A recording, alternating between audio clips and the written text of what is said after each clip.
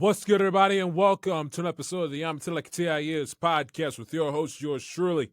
He is I, and I am him, Jai Shields, here on this, Thursday, May the 15th, the year 2025.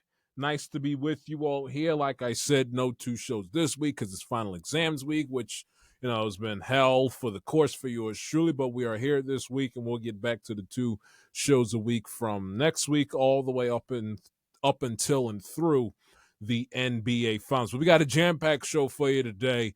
Pete Rose, Major League Baseball. You got the Subway Series between the Yankees and the Mets coming up this weekend. Orioles still stink. The Tigers and the Twins are hotter than fish grease at a Juneteenth cookout in Atlanta, Georgia. NBA playoffs, obviously. NFL schedule release. If I had not said that already, if I said that twice, I indeed apologize. So we got a jam-packed, busy show for you here today. So let's jump. Let's jump right in. So let's jump right into it. Let us start with Pete Rose, and the news came down the span of the last 48 hours for those of y'all that were not made aware that Major League Baseball finally has decided to reinstate Pete Rose and leaving him obviously eligible for him to get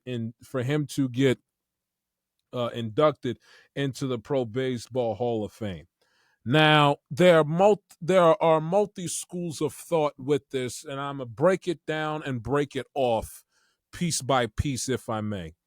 First off, the idea that it took Pete Rose 36 years for him to get off of baseball's banned players list because of his gambling escapades back in the late 80s when he was manager of the Cincinnati Reds. The fact that it has taken him damn near 40 years for him to get off this list, and that is just an utter disgrace and just a travesty. Before I can't put the fucking words together. First off, the fact that Pete Rose was on that list for a full 36 years of the get the words out. First off, the fact that it took 36 years for Pete Rose to be taken off the baseball's banned players list is just a disgrace and is mind-numbing in and of itself, because Pete Rose never cheated the game. He never was caught red-handed doing steroids, illegal sign stealing. He is every record that he has, every statistical number and an award that he won throughout his 24-year major league career was on the up and up.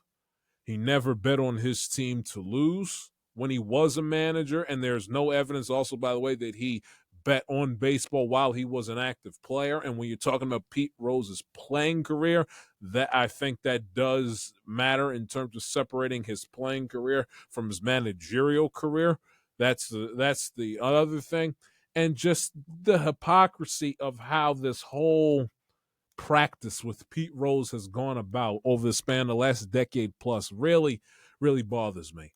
And listen, I get it. Pete Rose, he was a great baseball player and, said by some to be an excellent teammate. But Pete Rose off the baseball field, listen, he is far from perfect, and arguably he's not a good guy. He's a liar. He's a liar, very manipulative, very conniving at times, can come across as condescending, not to mention obviously the how he was misogynistic. You all have seen the clips and how he talked to that reporter in that for the 80 Phillies reunion, I think back in 2022, if I'm not mistaken. That obviously is a huge mark on his record as an individual, and obviously the alleged statutory rape and dating the by having intercourse with underage women and everything, by teenage underage women. So Pete Rose is no angel. No angel, far from an angel, and as far as I'm concerned, he's probably burning in hell right now with the devil as we speak. So this is not a Jai Shields personal campaign that Pete Rose is one of the greatest humans in the history of Major League Baseball, because he's not. Because he's not. But we also have to keep in mind that Major League Baseball is also the same organization that had Kenesaw Mountain Landis, who was the commissioner of Major League Baseball from 1920 up until 1944, who made it his damnedest of missions to make sure men with my skin color, black ball players, would be prohibited, would see, let alone touch, a Major League Baseball field. You have racists like him who are in the Hall of Fame. He got inducted into the Hall of Fame via the Old Timers Committee in 1944, and as of right now, that his plaque in Cooperstown still remains. Cap Anson, another conniving racist, he is also still in the Baseball Hall of Fame. So when you have cold-blooded, devout racists that got inducted into the Hall of Fame at the time of their induction ceremony and still remain in the Hall of Fame, they're still in the Hall of Fame. Not to mention, if you were to peel back the onion and do a little deep digging, I guarantee you that you can find plenty of dirt and plenty of skeletons of old Major League Baseball players that committed crimes that got swept under the rug, whose characters weren't exactly on the up and up. I guarantee you not every single person's life outside of the baseball diamond was on the up and up. Because if we're gonna call it out and lay Pete Rose's past on the table, we got to do it for everybody else. Because albeit Pete Rose was arguably a ginormous piece of shit human being, or in the kindest of terms, was very difficult to deal with, he's not the only one. And the idea that we're going to go out of our way to make Pete Rose the whipping boy for every single miscreant that was involved with Major League Baseball one way or another, as a player, a manager, a coach, exec, that's not right, and it's not fair. And how dare Major League Baseball and the Hall of Fame go out of their way to make Pete Rose out to be essentially made an example of. That's not the right thing to do. I said I've always had this opinion. The Baseball Hall of Fame, Cooperstown, is not heaven. Okay? It's not heaven. It's a regular old museum, just like the Smithsonian, just like the Pro Football Hall of Fame in Canton, like the Basketball Hall of Fame in Springfield, like the Rock and Roll Hall of Fame. It is a museum where the individuals that made overwhelmingly positive contributions to a given field, whether they be music, the game of basketball, the game of football, the game of baseball, golf, whatever, that is where their professional accomplishments and their professional life within the arena of competition is to be honored, revered, looked back on, and admired. This is not heaven. For those of you out to sit here, what a disgrace, Pete Rose making it into a Hall of Fame. No, hey, I saw tweets going on, hashtag no pedos in the Hall of Fame. I am not excusing Pete Rose's behavior by any stretch of the imagination. So let me get that perfectly and abundantly clear. But if you think Pete Rose is the only individual, again, that played in his generation and in the generations prior that was involved in shady to downright predatory activities, sexually and or romantically, with women below the age of 21 and 18, I got a bridge to sell you in Afghanistan. You need to come off your own bullshit. Straight up. Why does the buck stop at Pete Rose and not with everybody else? What is good for the goose is good for the gander. Nobody is above reproach. So if you're going to keep Pete Rose out, you go down the list of every single individual that either is a racist, convicted of a crime, because you got to be consistent. Don't just pick on Pete Rose because he was an asshole and for some reason you folks out there have a bug up your ass about him. So if you're going to keep Pete Rose out, you better make sure you go back in history and get all of the other thugs, miscreants, and POSs that had anything to do with that are in there. Get them all out. Cap Anson, Kenesaw Mountain Landis, any of them out. You think Babe Ruth was on the up and up in terms of his morality? Many times he cheated on his wives. The womanizer that he was. I mean, if we really want to peel back the onion and do some digging into the personal makeup and the off the field, off the teammate, out of the locker room characters of these guys, let's do it. Because you can't do it for one and not do it for everybody else. So the hypocrisy and the selective outrage with Pete Rose with that, it's got to stop. It's got to stop. It's got to stop. And again, one more time, I'm not excusing his disgusting, sick behavior. And if somebody would have called it out and would have noticed it at the time, Pete Rose would have deserved whatever punishment from the judicial system that was warranted. Do not get me wrong. But also at the same time, for those of y'all that want to basically turn the Hall of Fame into the pearly gates with the good Lord above, let me refresh y'all's memory with something. The stuff about Pete Rose and the underage women he was involved with and the alleged statutory rape and the caught in 4K misogynistic back and forth he had with that individual at Citizens Bank a few years ago, that's not the reason why Pete Rose was kept out of the Hall of Fame. Albeit heinous, albeit disgusting, that's not why Pete Rose was kept out of the Hall of Fame. Pete Rose was not kept out of the Hall of Fame for being a conniving piece of shit towards women. He was kept out of the Hall of Fame for betting on baseball, which takes me to my other point.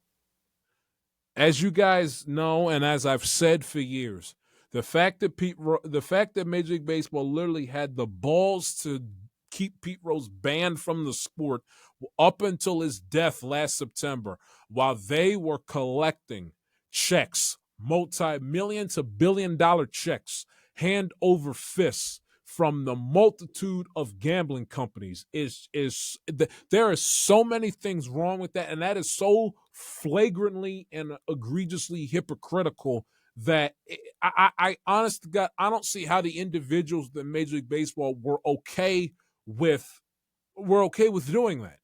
Okay, you want to keep Pete Rose out and you want to keep him banned for life and you want to keep him out of the Hall of Fame. Okay, fine.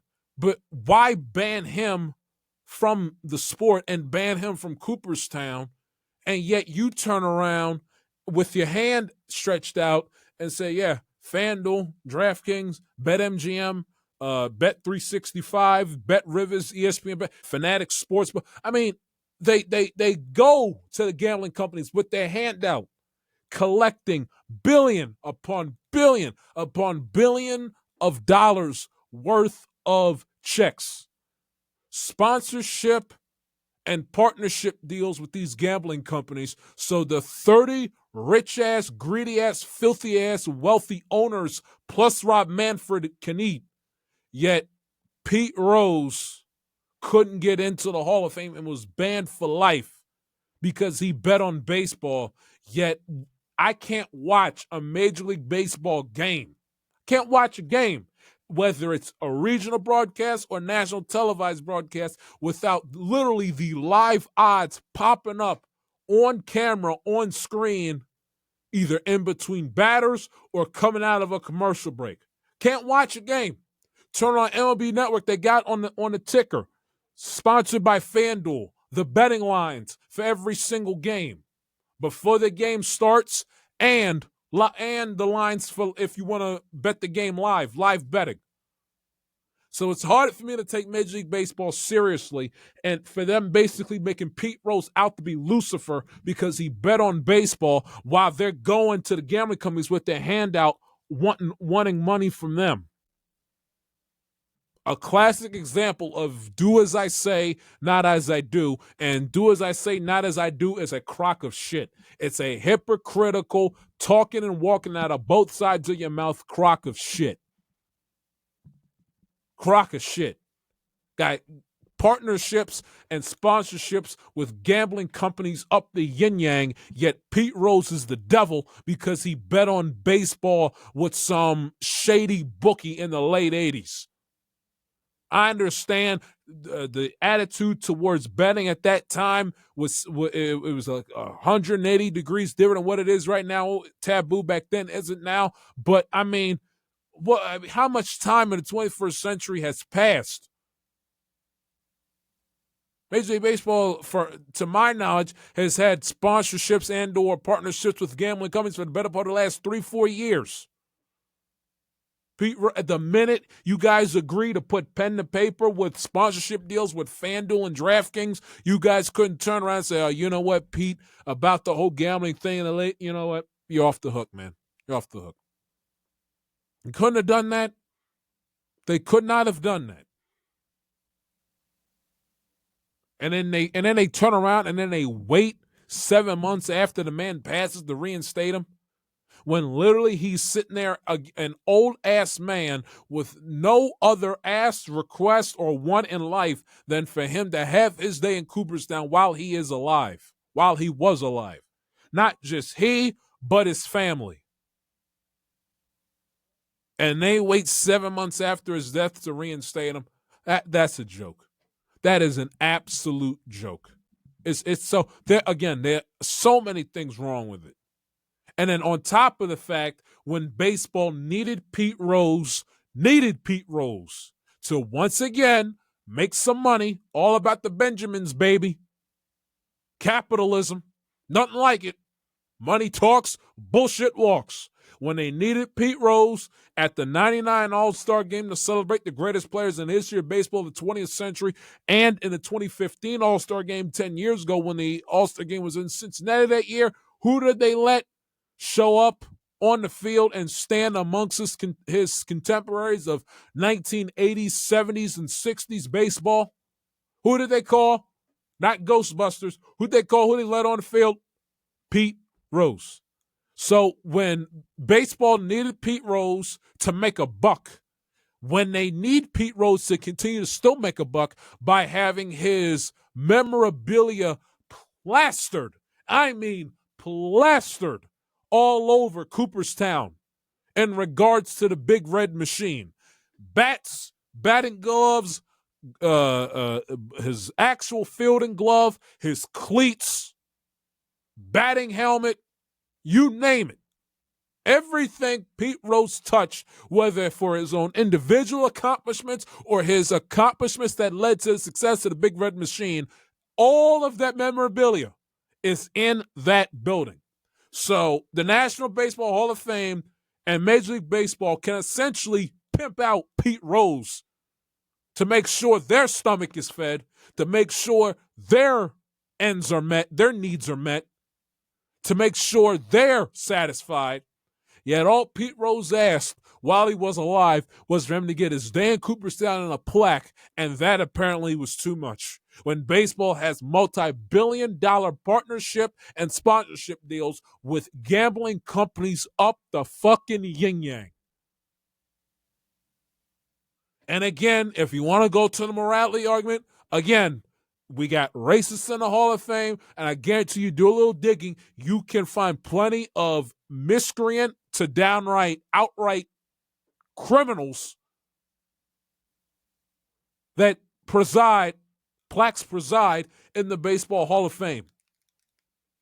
Racist, sexist, downright criminals. You name the crime, white-collar crime, doesn't matter. White-collar crime, violent crime. I mean, if we want to peel back the onion and do some digging and get our FBI on, we can do so. He's not the only ex-baseball player of that era or before that era that has a checkered past. And yet it didn't stop all the other inductees from getting in. So, again, he's a piece of shit, granted, but spare me the morality argument. Again, it's the Baseball Hall of Fame, not heaven. Pete Rose, human, just as equal to me when he was alive, and vice versa. No individual is better than the other. We're all flawed. We're all imperfect human beings. Well, because we didn't engage in the heinous activity that Pete Rose engaged in, that makes us better than him? Really? It's not Aaron Hernandez, people, or O.J. Simpson. It's not Aaron Hernandez. Let's calm down a notch, please, and put things into the proper perspective. Piece of shit? Yeah, absolutely. Not a good guy. But the fact that we're going to all of a sudden get on our moral high horse and pick and choose, what's right and what's wrong and what individual is superior and inferior to the other because we got an axe to grind with Pete Rose is a load of bull. A load of bull. And half the people that simply are standing on their moral high ground and want to basically keep Pete Rose to the Hall of Fame don't even believe in the heaven to begin with. People want to sit up here and play morality police and sit up here and try to play God. Motherfuckers don't even believe if there's a God or not, or a heaven or a hell. So cut the shit. This is not whether or not Pete Rose's soul deserves to either spend all of eternity in damnation or in heaven amongst God and Jesus Christ. It's the Baseball Hall of Fame. Get off your fucking morality high horse, cut the hypocrisy, cut the bullshit, and come off of it.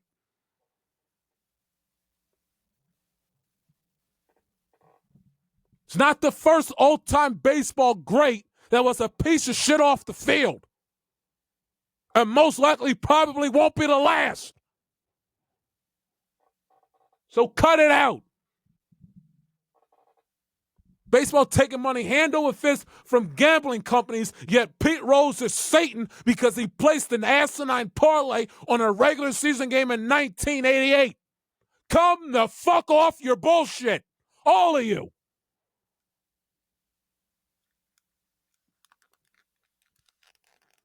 And the same people that want him banned from the gates of Cooperstown are going to be the same schmucks that sit here and tell you that A-Rod and Barry Bonds and all those fraudulent cheats, taking steroids up the ass, they deserve a plaque in the Hall of Fame. I mean, what fucking delusional planet do you moronic assholes live on?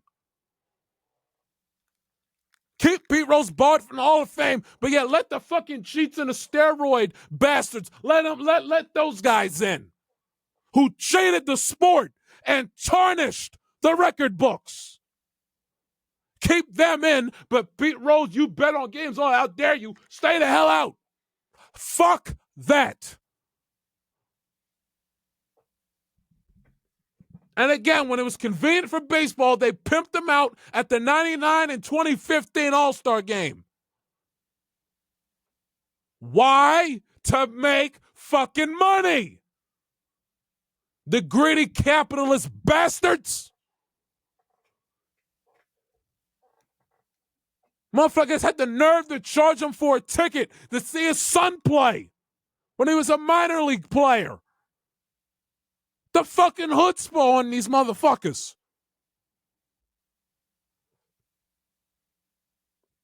Pimp him out, make money off of him, off his back, hand over fist, even now in death, with this stuff still sitting in that damn museum, yet asking him to get a little plaque in the corner quietly is all of a sudden too much because he was Lucifer, because he bet on games. Kiss my ass.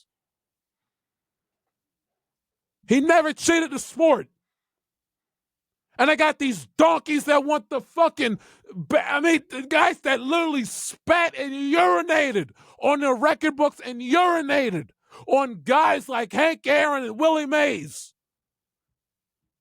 Players who busted their ass to break and set those records, going up against racism and all the bullshit they had to go through in their time.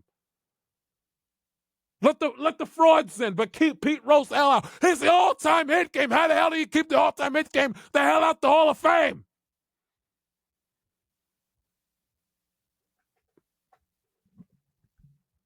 Again, it's not heaven. Spare me the sanctimonious attitude. What?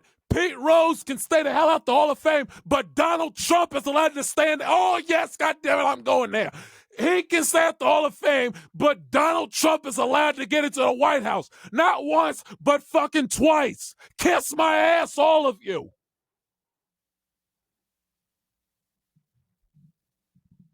Pete Rose ain't allowed to get a plaque in Cooperstown, yet Donald Trump, convicted felon, among other things. We all heard the fucking Access Hollywood tape. He's allowed in the White House. Second time by the majority vote, no less. And Pete Rose can't get a day in Cooperstown. Spare me the morality bullshit. It's not heaven. It's a fucking museum.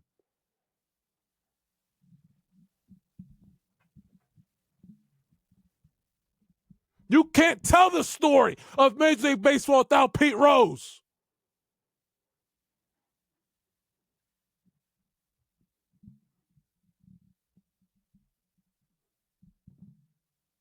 Keep Pete Rose at the Hall of Fame, yet the 2017 Nationals still got their World Series trophy. And none of those players got suspended. Not 40 games, not 81, not 162. None of them got suspended. Yet Pete Rose is the devil for betting on games. We can sit up here and literally pull up the fucking FanDuel and bring up about the lines for tonight's games. They still got the World Series trophy and the title of being 2017 World Series champion. This is the team that cheated to win a World Series championship. Yet Pete Rose is Satan because he bet on baseball. Come the fuck off of it, please.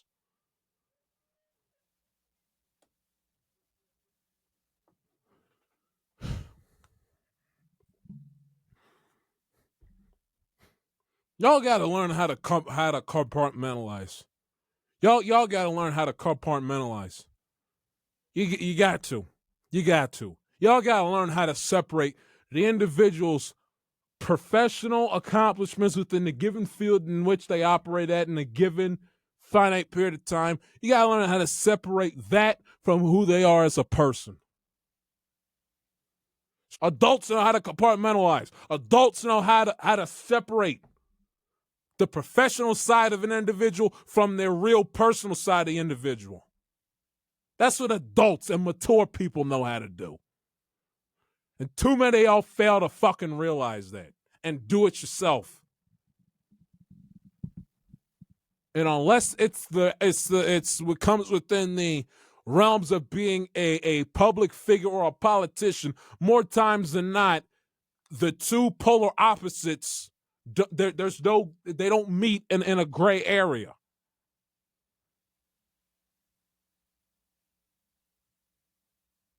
They don't meet in a gray area. Pete Rose, one of the game's all-time greats, has nothing to do about the fact that he was a conniving, lying, manipulative piece of shit that fooled around allegedly with minors and gambled on games when it was illegal. One had nothing to do with the other.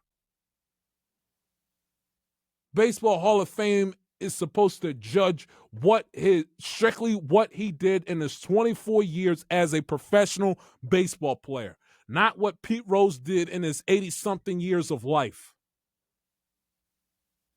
And only one individual, one entity, one party is responsible for doing the judging for a certain individual's life, and that's the good Lord above.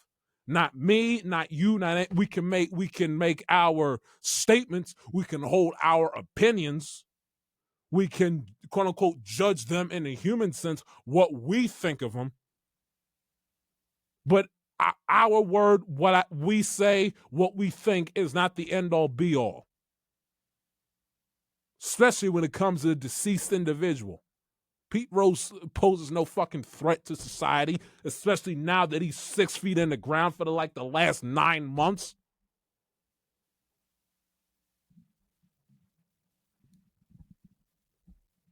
Pete Rose is Lucifer again. It drives me up the wall. Y'all gotta learn how to fucking compartmentalize shit. You have to. Same thing and I had this opinion right when OJ passed away. I mean, OJ, one of the greatest running backs in the history of the National Football League, and also was a piece of shit human being. One had nothing to do with the other. Him slaying his ex-wife and Ron Goldman in 1994 didn't have shit to do at the time and now 30 years later, and got shit to do with him breaking the all-time rushing record in a single season in a 12-game year back in the 70s with the Buffalo Bills. One has nothing to do with the other. Him being an all-time great athlete and running back for the USC Trojans and the Buffalo Bills, 50 going on 60 something years ago, and had nothing to do with who OJ Simpson was 30 years ago and his handlings and his mistreatment of his ex-wife. One has nothing to do with the other. For his football accomplishments, all-time great. All-time great. You can't take that away from him. Can't take it away from him. Wasn't like a la Aaron Hernandez, he was engaging in his disgusting, deviant sins while an active player.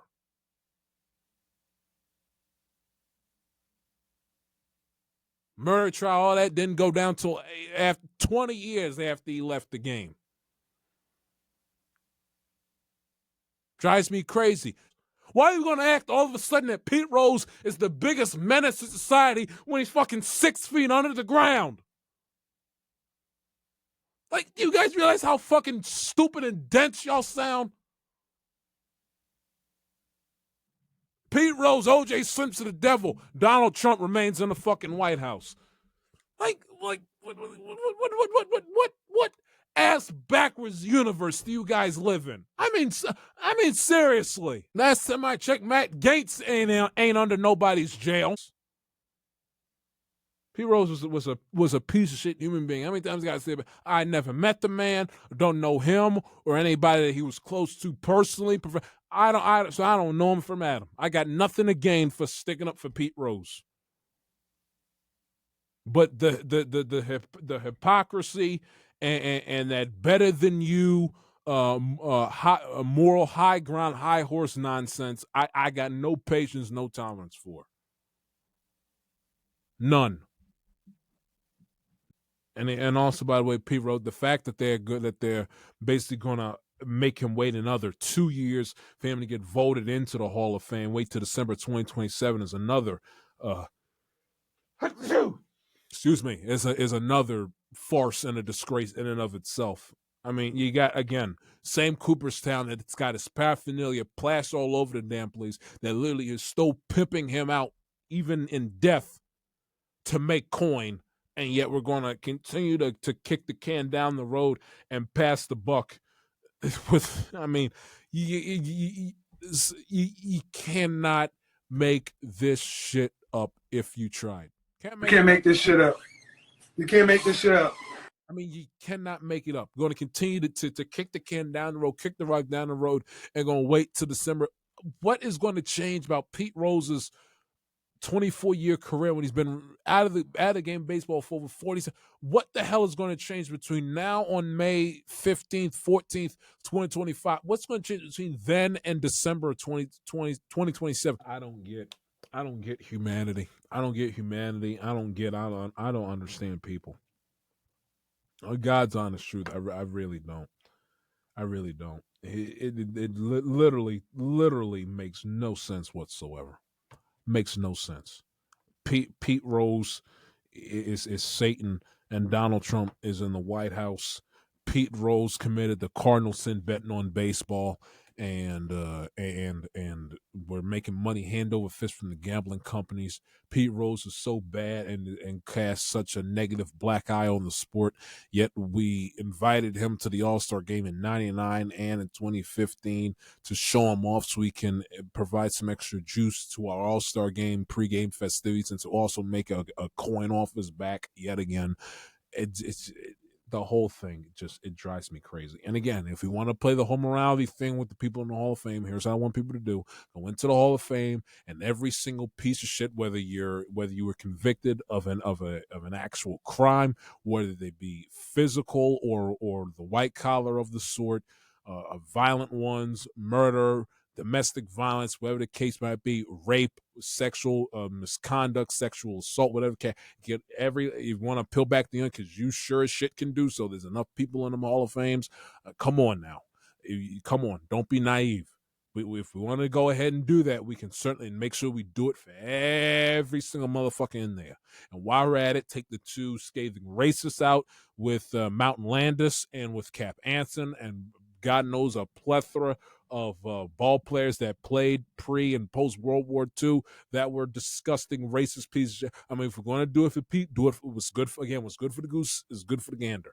Because Pete Rose, like every single last one of them motherfuckers, the ones that are somehow, the ones that are still alive and ones that have been dead for generations, they all are going to meet their day of judgment up above. No one individual is gonna sneak and moonwalk their way into the pearly gates simply because they didn't bet on baseball. No one sin is greater than the others. That's not Jai Shields saying that. That's the word saying that. So that's Bible. We if we want to play the morality card and the Bible go hand in hand. So if we want to open up that can of worms, I will be very, very happy to oblige. Because this shit with Pete don't make no damn sense. On top of the fact they waited 35 years after he's gone to reinstate him. And the Baseball Hall of Fame wants to wait till December 2027 to vote on him. Like something's going to change. Something's going to happen between now and December 2027 that's going to make or break Pete Rose's Hall of Fame candidacy. Well, the Orioles are just an utter disgrace. I mean, Charlie Morton, again, 170 something 7,980 batters this season have scored an MLB record. He's a joke. I mean, I couldn't believe their performance against the Twins last week, and I get to their performance, against the Twins this week. I couldn't believe their performance against the Twins last week. I mean, they had runners on second and third last week with one out in the second and third, one out in the third, first and second, nobody out in the fourth, second and third, nobody out in the fifth, man on second, nobody out in the sixth, and failed to score runs in those given situations against the Minnesota Twins last week. I mean, they went 2 of 13 with 7 strikeouts in those given situations last week against the Minnesota Twins. Dean Kramer, for the first time since Haley's Comet, put together back-to-back sensational outings. The two weeks ago against the Kansas City Royals, and then last week against the Minnesota Twins, was mowing them down, couldn't buy a hit, and he doesn't even reach. I think he threw about 86 or 88 pitches last week against Minnesota, and Brandon Hyde takes him out of the game to run to his bullpen. Gregory Soto implodes, and the Minnesota Twins complete the sweep of the Orioles in their building last week. And then in their building this week, more of the same. They get the rain out on Tuesday. They play a doubleheader yesterday. I mean, they're not good. They are not a good baseball team. I don't know how many times they had to come on the air and scream from the fucking rooftops for Brandon Hyde and Mike Elias to be fired on their asses.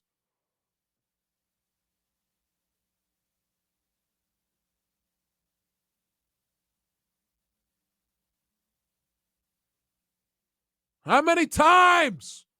It's enough. I mean, it's just from their first loss. I mean, they scored 3 runs in the 3rd inning, and then what does Dean Kramer do? Implodes in the top of the 4th and gives the lead right back. I mean, again, I still, I swear.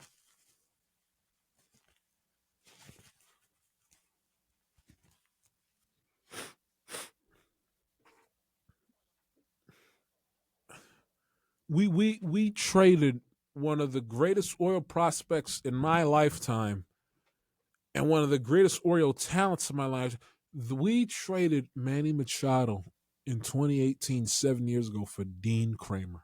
I mean, Peter Angelos, I still have a bug up my ass with Peter Angelos and with Dan Duquette for engaging in such flagrant domestic terrorism. We traded Manny Machado and got back Dean Kramer in return, who's pitching to a 5.36 ERA. Again, he is as inconsistent as the day is long. If there was a baseball poster boy for inconsistency, it would be Dean Kramer. He's not, when he's on his game. But I cannot hang my hat when I'm supposedly in the business of trying to win a championship. I cannot hang my hat on a guy who's got a ERA for the season of 5.36, who has a career ERA of 4.38 and 550 and a third innings worth of work. I can't hang my hat on that, and I'm supposed to take myself when other people within the world of baseball to take my team seriously, being in the business of winning games, trying to win a championship.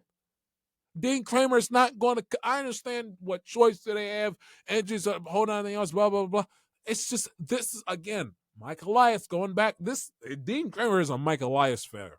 Brandon Hyde taking him out last week when he didn't even reach the 90 pitch count threshold when he was cruising along and run to his damn bullpen. That's Brandon Hyde's fault. Dean Kramer still being on this Orioles rotation and with the Fugazi thought and hope that he's going to become some big-time starter within his team's rotation, that is Mike Elias's fault. That's Mike Elias's fault. He's got a career ERA of 4.38 through 9 starts this season, has an ERA of 5.36. He's not a good starting pitcher. Never has been, never will be. Has his moments and nice little cute spurts. A broken clock is right twice a day. It's not going to be garbage every single time he toes the rubber. But the fact that they're hanging their hat on Dean Kramer being something worth them within his rotation for the next X amount of years, I mean, what planet are they on? What planet are they on? I'm trying to find my Fugazi soundbite, and I can't hear it. What planet are they on? What planet is Mike Elias on where he still thinks Dean Kramer is a solid? He's not even good enough to be your 4th or 5th starter on a great rotation. Whether it be a Corbin Burns or a healthy Kyle Brett, he's not good enough to be your 4th and 5th starter. I mean, I see him as a slightly better version than Charlie Morton. Just younger. A younger, slightly better version than Charlie Morton, and that ain't saying much. I mean, Orioles, nothing to the first 2 frames. They jump out, get 3 runs in the 3rd inning, a Ryan Mountcastle double, and a Gunnar Henderson 2-run home run. And literally before you have an opportunity to pass gas, Dean Kramer lets the Twins get right back in the game, and he allows them to take the lead right back with 4 in the 4th, 4-3, and they looked and they didn't look back. 2 insurance runs in the 9th. Good and hell well, the Orioles, they're like the woman in the Thriller music video when Michael Jackson turns into a werewolf. They're mortified, frozen in fear when they have to climb out of a 1, 2, or 3 or 4-run deficit in the last 3 innings of a baseball game. So you knew game was over, and then they scored 2 insurance runs in the top half of the 9th, made it all but official. And then they turn around, and in the second game of that doubleheader, they fall into a 3-0. No, excuse me, a 4-0 hole heading into the bottom of the third inning. 4-0 hole bottom of the third inning. Orioles explode for a 6-run third inning with four of the six consisting of a Cedric Mullins grand slam.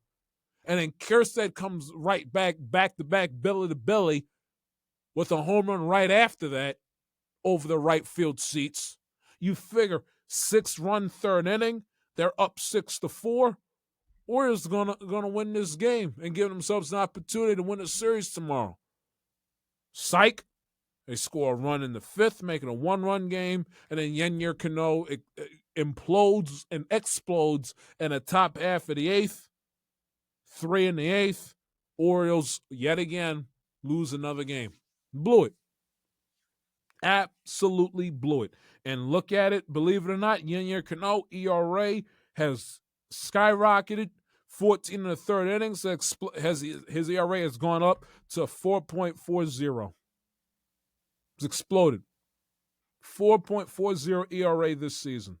In his last 15 outings, he's got an ERA of over 5 and 5 appearances. Has 12 in the third innings of work. He's surrendered 14 hits, 7 runs, and walked 5 batters.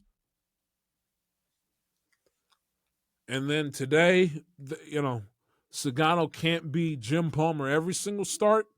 They fall into a 3-0 hole early because the Orioles starting rotation and their entire pitching staff, relievers and starters, apparently have a sick humiliation fetish that we don't know about, because consistently the bottom of the order just collectively grabs this team by the throat or grabs them by the hair and drags them, leads them all across the baseball field like a dog on a leash. Because if you take a look, the number 9 hitters against the Orioles pitchers this season, they're hitting to a 290 batting average, a 363 on base percentage, a slugging percentage of 457, and an OPS of 820. That OPS ranks 29th in baseball, ahead of only the measly Pittsburgh Pirates. That's what the number 9 hitters are doing to the Orioles pitching staff, bullpen, and starters this season, like a dog on a leash, and it's just dragging them up and down the field, side to side, backwards and forwards. And it happens so frequently, it's like this team gets a sick thrill out of being humiliated by the bottom of the order from the opposition. They must, because there's no logical and reasonable explanation as to why this team continues to get punked by opposing teams bottom of the order every single goddamn game.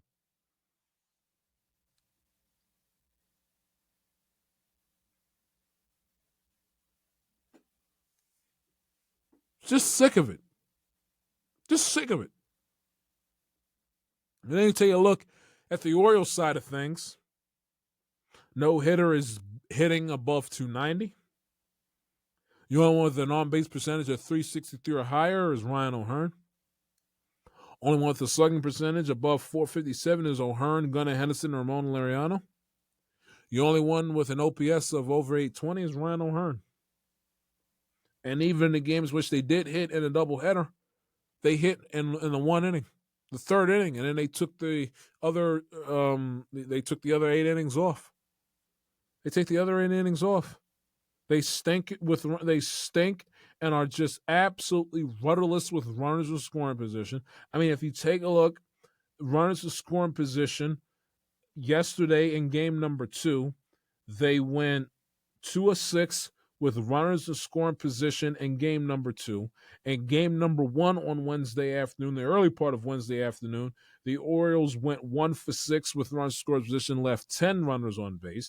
And you take a look at their 4-0 shutout loss today, the Orioles went 0 for 6 with runners in scoring position. The team is a complete joke. Poor approach at the plate, strikeouts hand over fist, feeble pop-ups. Tyler O'Neill, and I hated this signing at the time.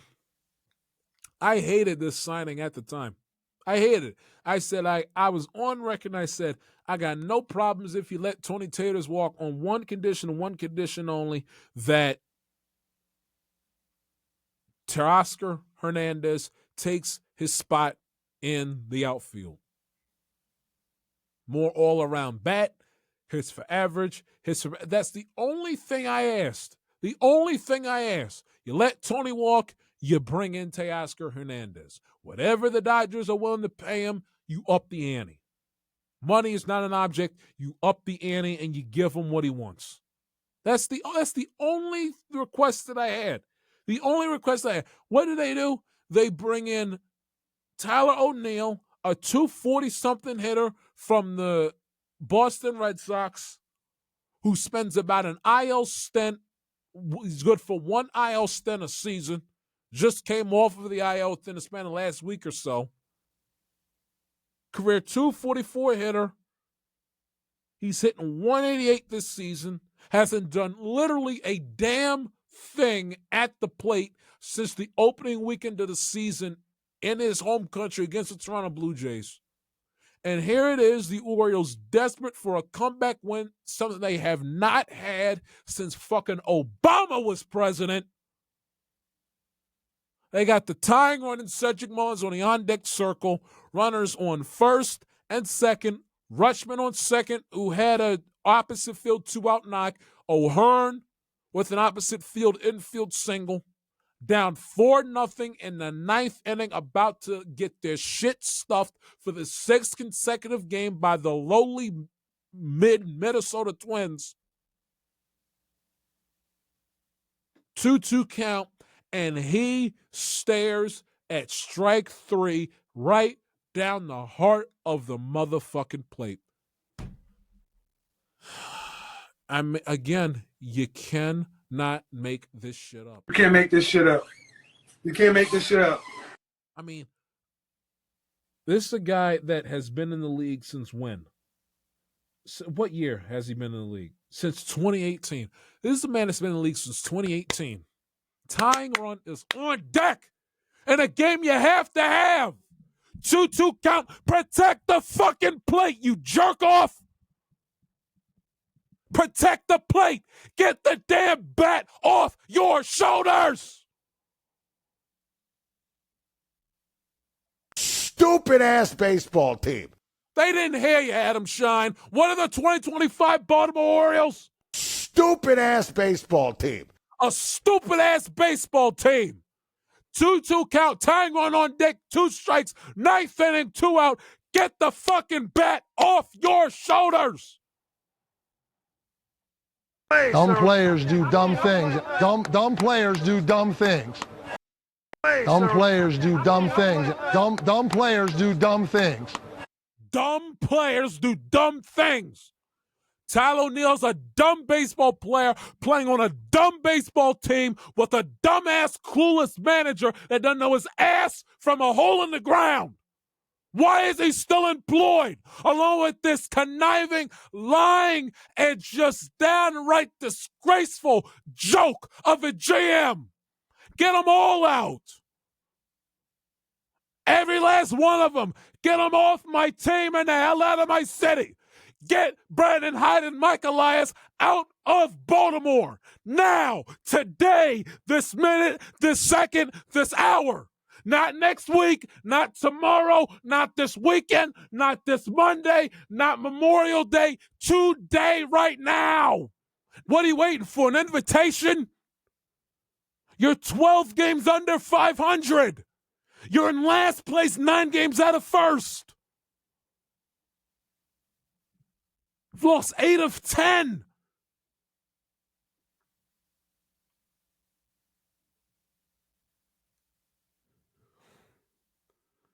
Run differential of -74. Everything's all sugar and spice and everything nice and nothing needs to change. Nobody needs to get fired. It's all part of the process. It was bad luck. When you've lost 8 of 10, you're in last place in 9.5, damn near 10 games out. You're damn near 10 games out of first place, in last place by a healthy 4 games.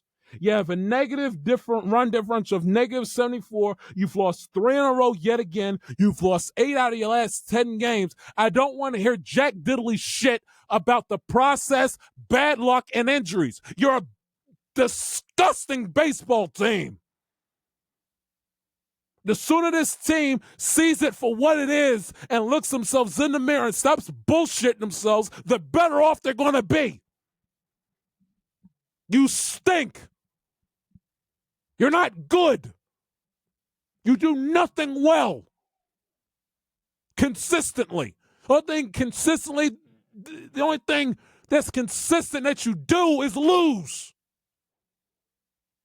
And you invent new humiliating and embarrassing fashions at doing so as well. Want to hear none of this bullshit about bad luck? Bad luck my ass. You suck. I swear for Lord, by the time the calendar flips to August 1st, people around here are going to be breaking down Ravens and Bills Sunday Night Football week 1 of the year. They keep this foolishness up. They keep this foolishness up. You know what? We're gonna do something different. You know what we're gonna do? We're gonna play Brandon Hyde's sound. I did not hear what he had to say today. So you know what we're gonna do? We're gonna react and play this live. That's exactly what we are going to do. We're gonna play this live. All right, guys, ready? Here you go.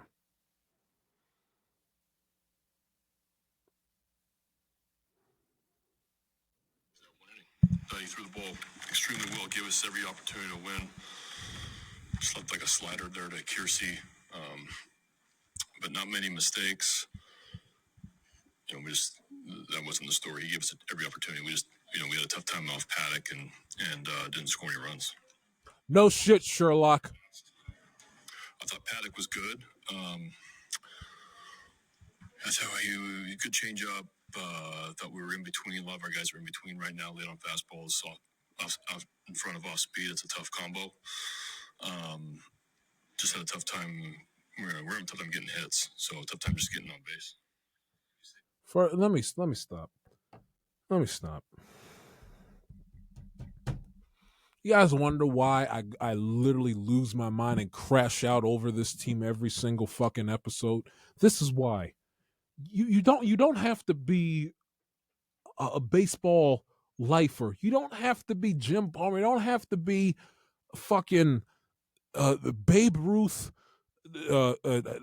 Frank Robinson, Eddie Murray. You don't have to be the highest of highest baseball experts to point out why this team is in the shit. So explain to me, what good has it done? What is the point? What is the purpose of this stupid ass goofy manager? He couldn't motivate a drug addict to smoke a crack pipe. He's so damn dull, gray, boring, and uninspiring. Couldn't motivate a hooker to give a blowjob. What is the purpose of you giving us these dull, mundane little 2-minute soliloquies on a game we just watched? We got a tough time getting hits. No shit, Brandon. We sit here and just watched you defecate all over the baseball field in the last, 36 innings. No kidding. We know you can't hit. What the hell are you going to do as boss, as leader, as head man, and your motley crew of an offensive coaching staff? What the fuck are you guys going to do to fix it? Outside of just pointing and stating the obvious. I can do that. And again, I haven't played a competitive game of organized baseball in 7 years. It doesn't take a genius to figure out what the hell is wrong with this damn team.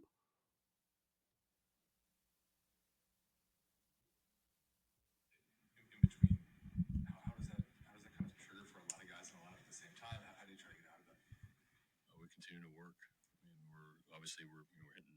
Working at what? Something as a club, so that's going to be a tough recipe. Giving up over 5 runs a game, so we need to got to continue to put the effort in. I thought What effort? better in Anaheim.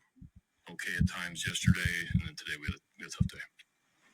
During the with the double hair, you have a shortage of the bullpen usage. But how was the conversation after the sixth inning? He was already pitching 93.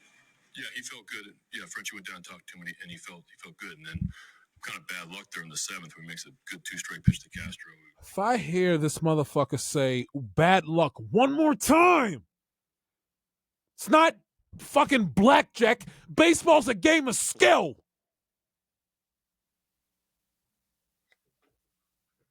Swear to God, if I hear one more individual with this damn team sit here talking about some bad luck.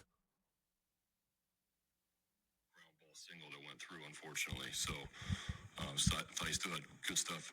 After 6 innings, today was there's a lot of guys you don't want to use when you're losing 3-0 after a doubleheader day, because then these guys are unavailable tomorrow. So Perez, Sir Anthony didn't pitch yesterday. We're hoping that he's going to get through that 7th inning. He almost did. He made some good pitches, just kind of some bad luck there.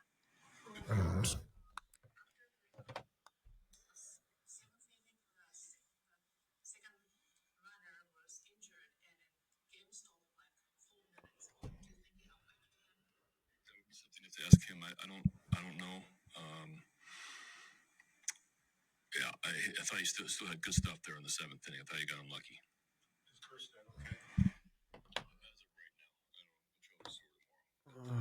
Shut up.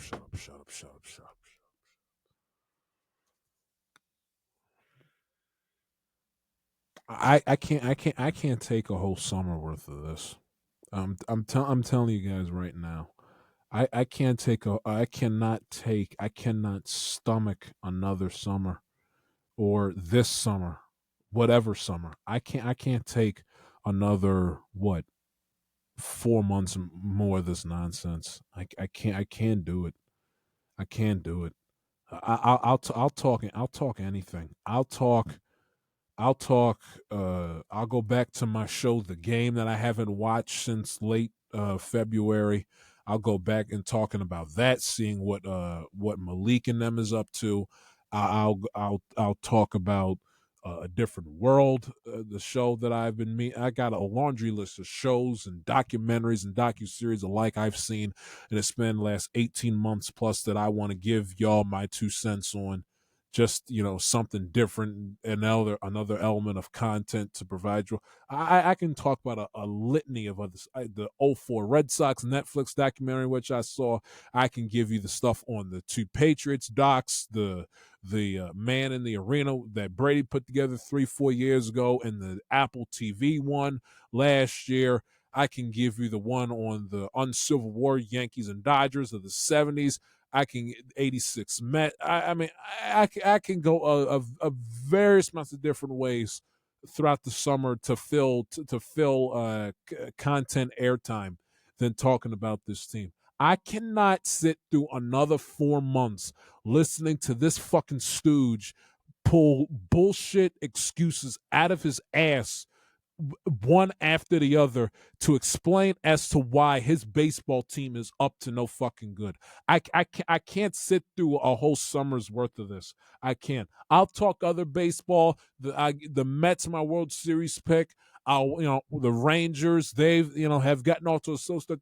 The Tigers, the gritty Tigres that literally walked off the Red Sox in consecutive nights. I'll talk anybody else. I'll talk about any other baseball team. I'll talk about a litany of other different shows that I'm not going to sit there and waste my time and send my blood pressure and my heart rate through the roof consecutively throughout the course of the summer talking about this garbage ass baseball team. I'm not going to do it.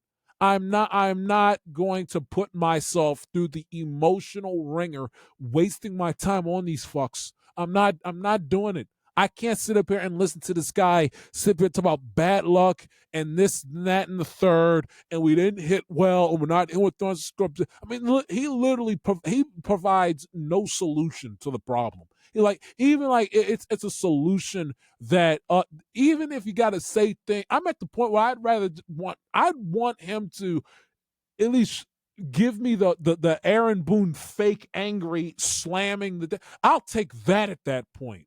It's right in front of us thing. I'll take that.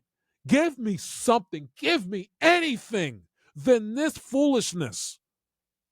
It's like the guy, he shows up with the fucking press conference, and it's like, oh, what are you gonna do? It's like Jay Cutler back in the day. We tried. We just didn't win, just didn't play well. What are you gonna do? It's just one in the books for us. Just bad luck. It's just, what are you gonna do? Oh shucks, what are you gonna do? Throw your hands up, shrug your shoulders, huh? What the fuck? What are you gonna do? I can't like your name, your family's name is attached to this. Not my name, not the other thousands upon thousands, if not millions of Warriors fans. Their name's not attached to this. This is Brandon Hyde's legacy. This is the legacy of his family. The legacy of his family. His name is attached to the slop.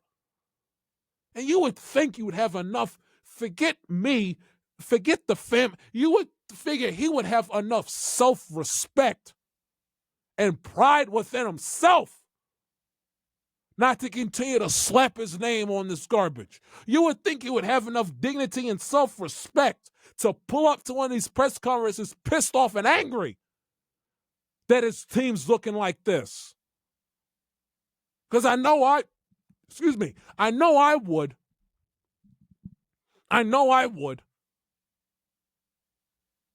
It's like he goes up and it's like he doesn't even give a fuck. Just long face. He's got his cap on.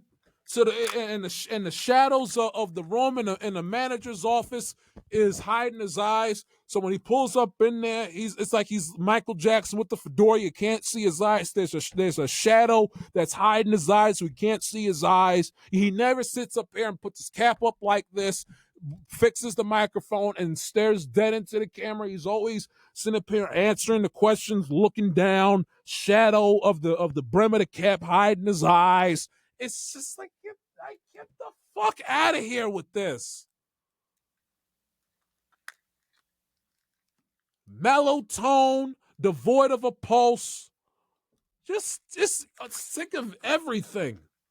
Just tired of it. Mumbling, stumbling, like fucking mush mouth from Fat Albert. No heart, no emotion, no physical signs to the fan base that he cares. Just head down, mumbling, looking gray, fat, sorry, bald, and pathetic. I can't. I'm telling you, I'm not going through it. I'm giving them the rest of the month, and then I'm gonna do these shows throughout the course of the summer as if the Orioles don't even exist. And that's a fucking promise.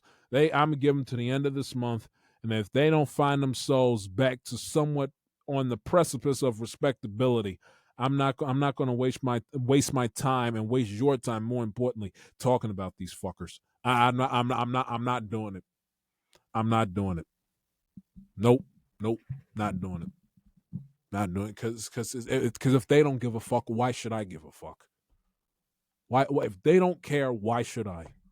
Again, archery practice in that building. So congratulations, Mike Elias and Brandon Hyde and David Rubenstein, because when the building is empty in the middle of summertime and you'll be able to hear a rat piss on cotton, it'll be so antiseptic in that. But you have yourselves to thank.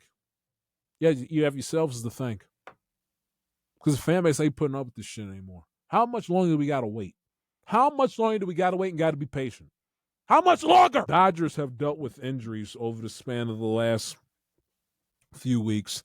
They've come back down to earth quietly. They got injuries all over the place. Glasnow's always hurt. Blake Snell's always hurt. Now, granted, you take a look, they're 28-15, still in first place atop the National League West. They currently have a half-game lead over the San Diego Padres. But take a look at the Dodgers and who they've played throughout the course of the year. The 500 team against Chicago Cubs didn't play well against the Phillies last month in April. So you kind of have to take their strong sort of with a tiny incy-wincy little bit of a grain of salt. But give them credit. They got a rubber match against against the Sacramento A's coming up tonight, and then they host the LA Angels for the Freeway Series. Last week in their road trip, they took 2 out of 3 from Miami. Who cares? They beat up on the Rockies. Who gives a damn? They beat up on the Pittsburgh Pirates and the Marlins. Who gives a damn?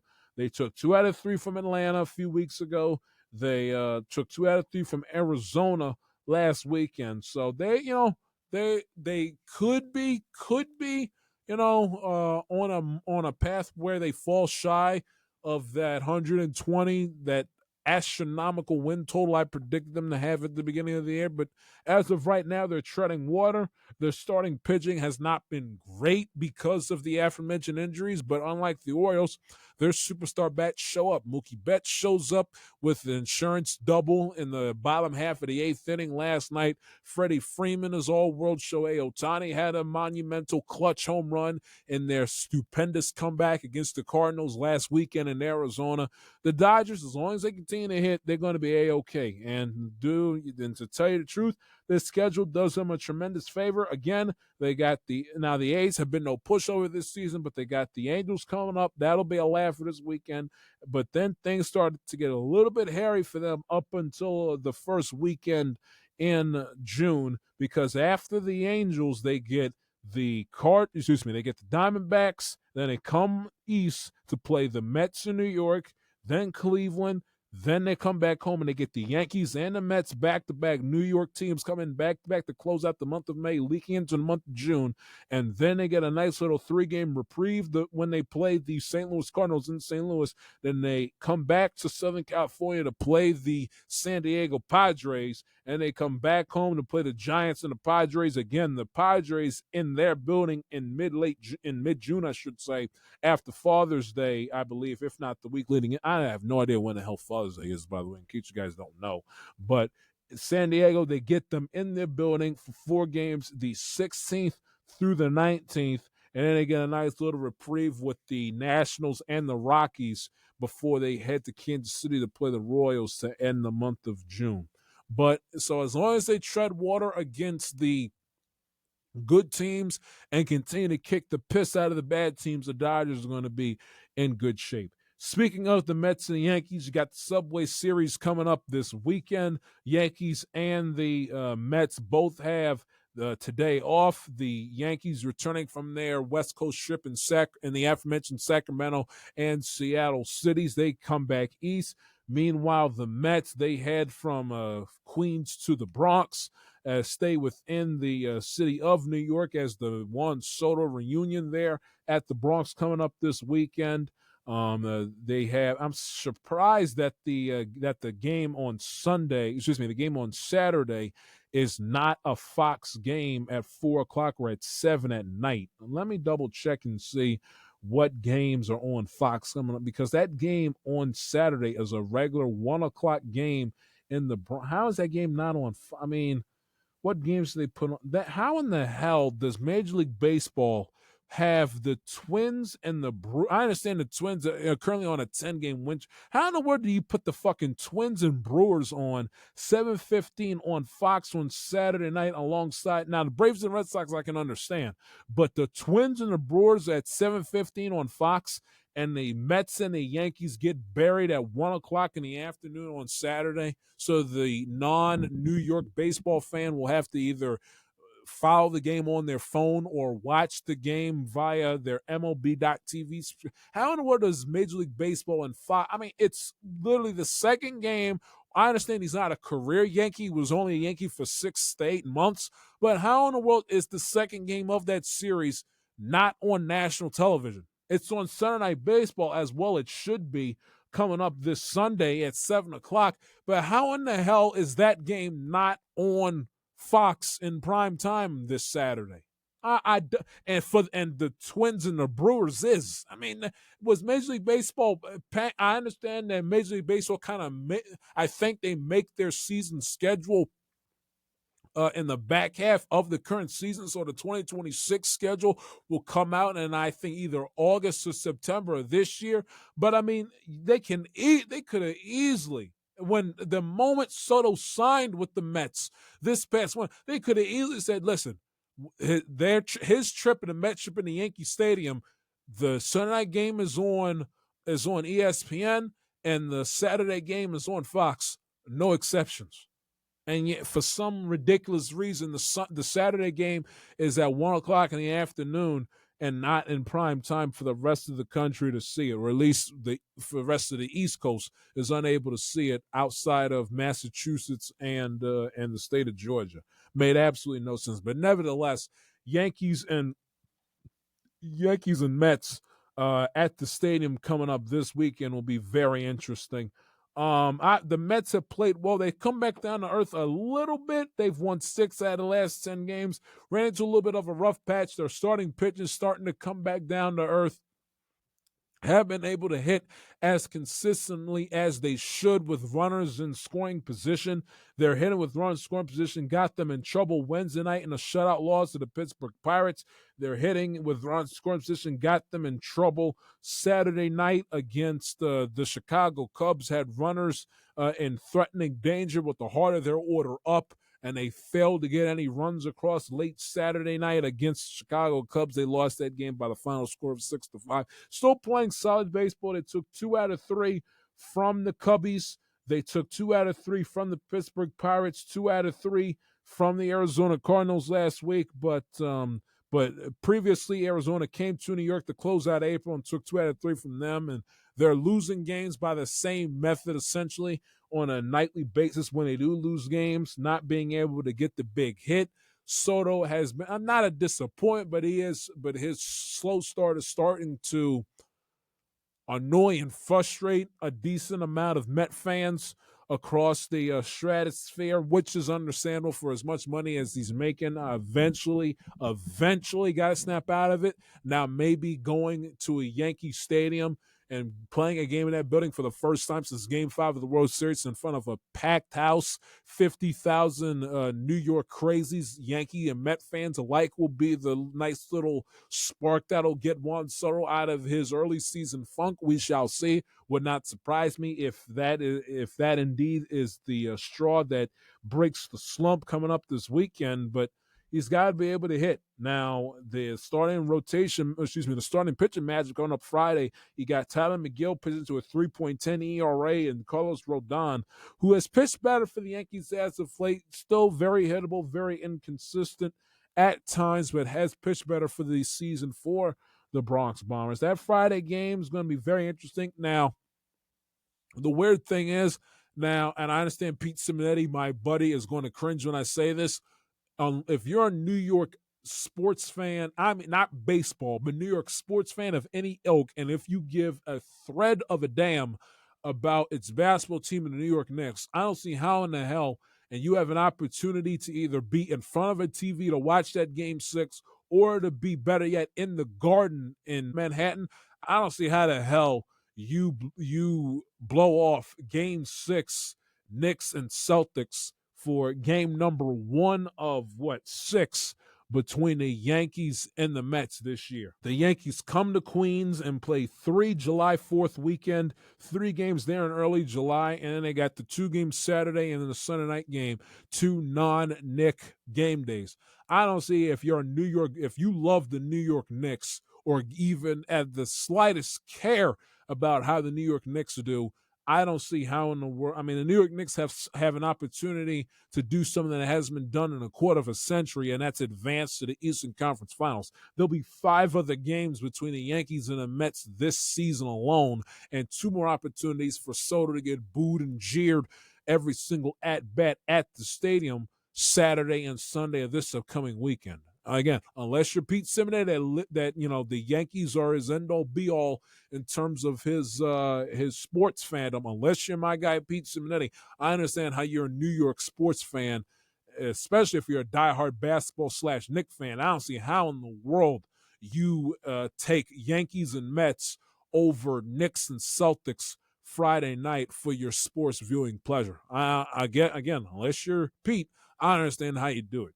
I understand, because if it was me and I would be in an alternative universe, I would be just as big of a Mets or that other team, and an alternative be just as big, just as passionate of a fan now I would be if for some ungodly, weird, strange reason I was a fan of the other.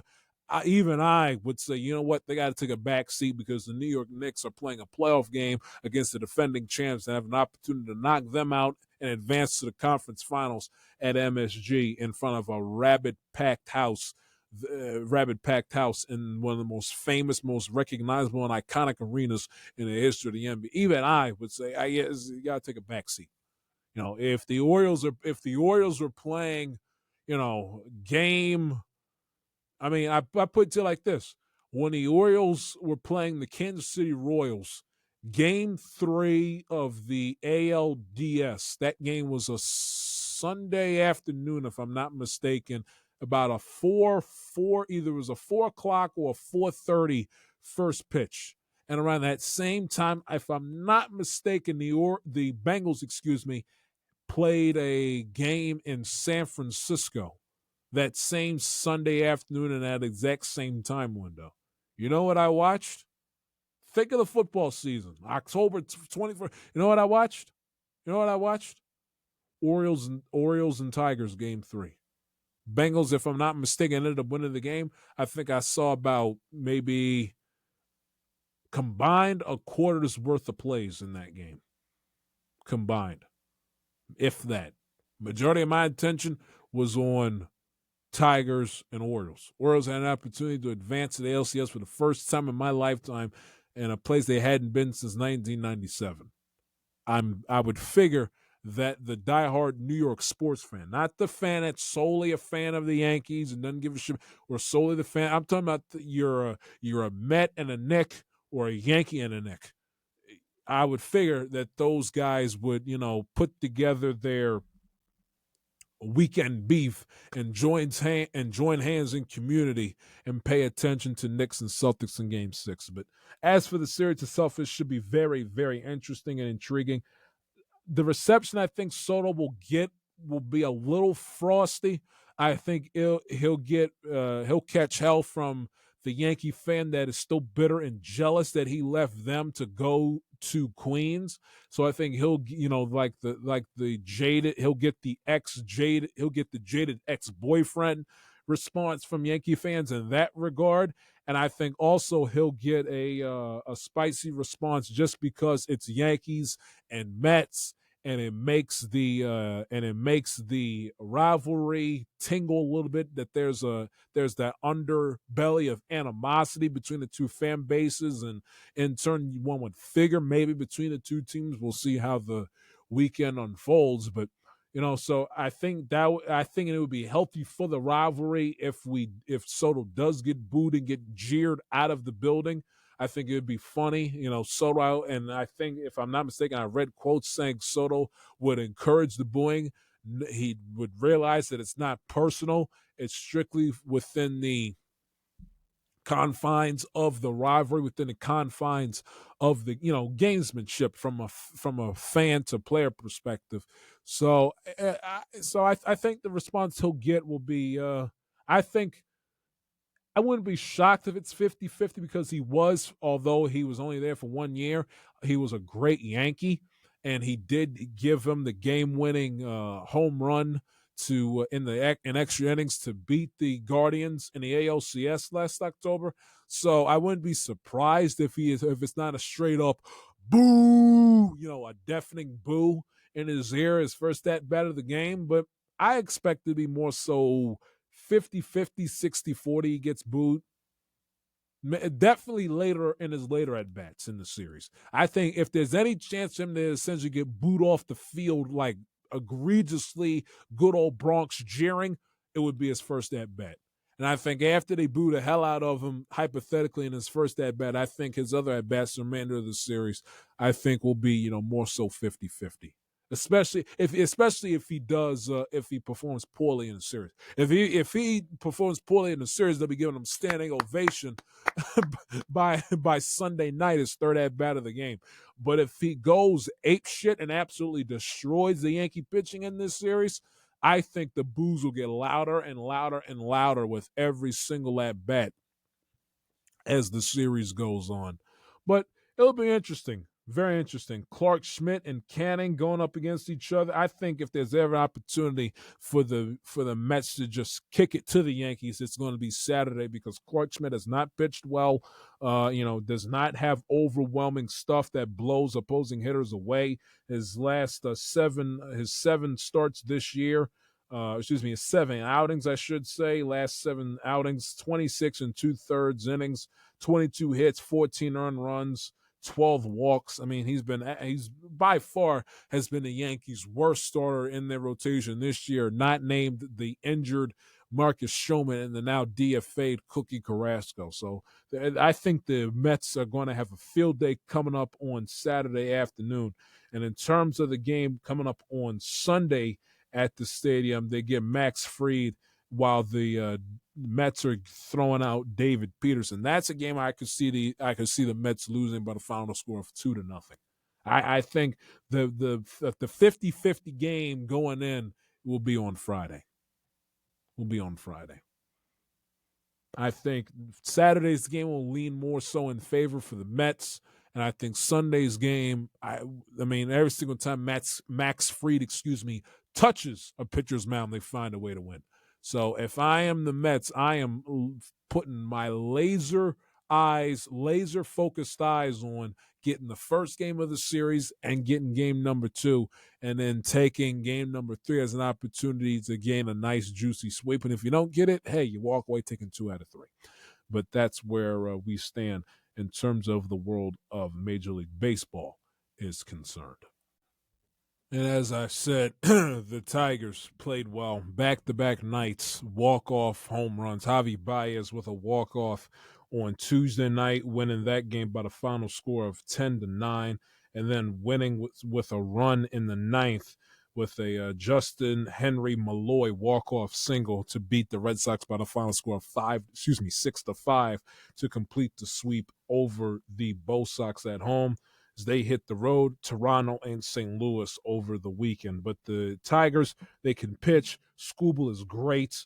They got 29-15. That's the best record in the American League by a healthy 4 games. The second best record is the Yankees at 25-18. They currently have a 3.5 game lead over the Cleveland Guardians in first place. They've won 8 out of the last 10. They're borderline, damn near unbeatable at home, 17-5 throughout the course of the young season at Comerica Park. This is a damn good baseball team, man. Damn good baseball team, scrappy young talent. Javier Baez has now all of a sudden found the fountain of youth and the fountain of 2016. He's had a nice, successful, productive go about it for them recently. And AJ Hinch, one of the best managers in the game. So we want to give the Minnesota Twins some love here on a Thursday afternoon. At long last, the NBA playoffs. Now, let's do the Knicks first, since their game was last night. I cannot believe the New York Knicks. I can believe it, but I can't believe it. I can't believe that the Knicks are going to allow themselves to play with fire and put themselves in a situation where Game 6 for them essentially is an elimination game. Because I don't think if that series somehow goes back to Boston for a Game 7, I don't like the Knicks' chances in winning in a hostile environment with essentially everything to lose and nothing to gain. Because now the Boston Celtics are playing with house money. Now that Jason Tatum is out, and people essentially, and I being one of them, and still kind of sort of think this way, that they're done, they're finished, they're not winning it. Now, even if they do beat the Knicks, I don't see how they're winning an NBA championship without Jason Tatum. So in that regard, their season was over the minute he went down with an Achilles injury, because even if they find a way to come back from 3-1 down to beat the Knicks, and even if by some miracle they beat Indiana, they're not beating Oklahoma City or Minnesota without Jason Tatum. But in the regard and within the confines of this series, I don't understand how the New York Knicks are going to put themselves in this situation when you have your opponent on the ropes, and have them on the brink of on the brink of the cliff of elimination. You gotta put the stake through them. You got to put the stake through them and finish the damn deal. Their performance last night was so lethargic, was so pathetic. I mean, this is why a lot of Knicks fans prior to this series were screaming for Tom Thibodeau to be fired. This is why the majority of the basketball viewing public, cannot take the New York Knicks seriously as a legit contender out of the East. This is why, because they thought they had a nice, healthy 8-point lead and that the game was over. I mean, a lack of attention to detail, lack of focus, lack of discipline with Karl Anthony Towns and Jalen Brunson being in foul trouble. Just the entire night for the Knicks last night was a complete and utter despicable disgrace. I mean, OG Anunoby was feeble on the offensive side of the floor. 1 of 12 from 3, was just awful last night. Downright awful. Mikal Bridges, albeit he put together some phenomenal fourth quarters, with the one on Monday night being his latest one, but last night, nothing. 4-14 from the field, couldn't make a 3, walked away with 9 points. 9 points. I mean, that's completely unacceptable. Josh Hart played his ass off. You give him credit, but Jalen Brunson getting into foul trouble wasn't productive to the team's into the team's effort of trying to win and close out the series last night. They got nothing on OG Anunoby. Mikal Bridges was nowhere to be found. Karl Anthony Towns took 11 shots, was 5 of 11, scored only 19 points, and was in foul trouble the majority of the night. So it's just, you got to be a little bit more buttoned up if you're New York in this situation. You knew going in that building was going to be off the charts. I don't care how many Knicks fans made the sojourn north to the TD Garden. You knew that building was going to be on edge, that crowd was going to do everything and anything in their power to provide as much emotional and mental, psychological support to a basketball team that has been down on their luck with now it was to their own doing, don't get me wrong, but the 2 losses to begin the series, losing, just running out of gas and not being able to keep up with the Knicks offensively in the fourth quarter on Monday night, the team needed an emotional pick-me-up, and that's where and that's when the fan base, especially in playoff games, that's where the quote unquote 6th man in basketball, 10th man in baseball, 12th man in football, that's where they come. That's their time, their spotlight to shine. That's their spotlight to shine in those situations, in those games where your back's up against the wall. It's the playoffs. You're without your best player. No one in America is giving you a chance to win this game, let alone to make a comeback to tie the series to force the game 7. That's where the lights shine the brightest for an opposing fan base. And the Knicks knew that, and they failed to deliver the goods with just an atrocious offensive performance last night, and that's just completely unacceptable. Just the lack of focus, lack of detail. It just can't happen. It's downright inexcusable. And Tom Thibodeau is going to read the team the riot act, as they well should.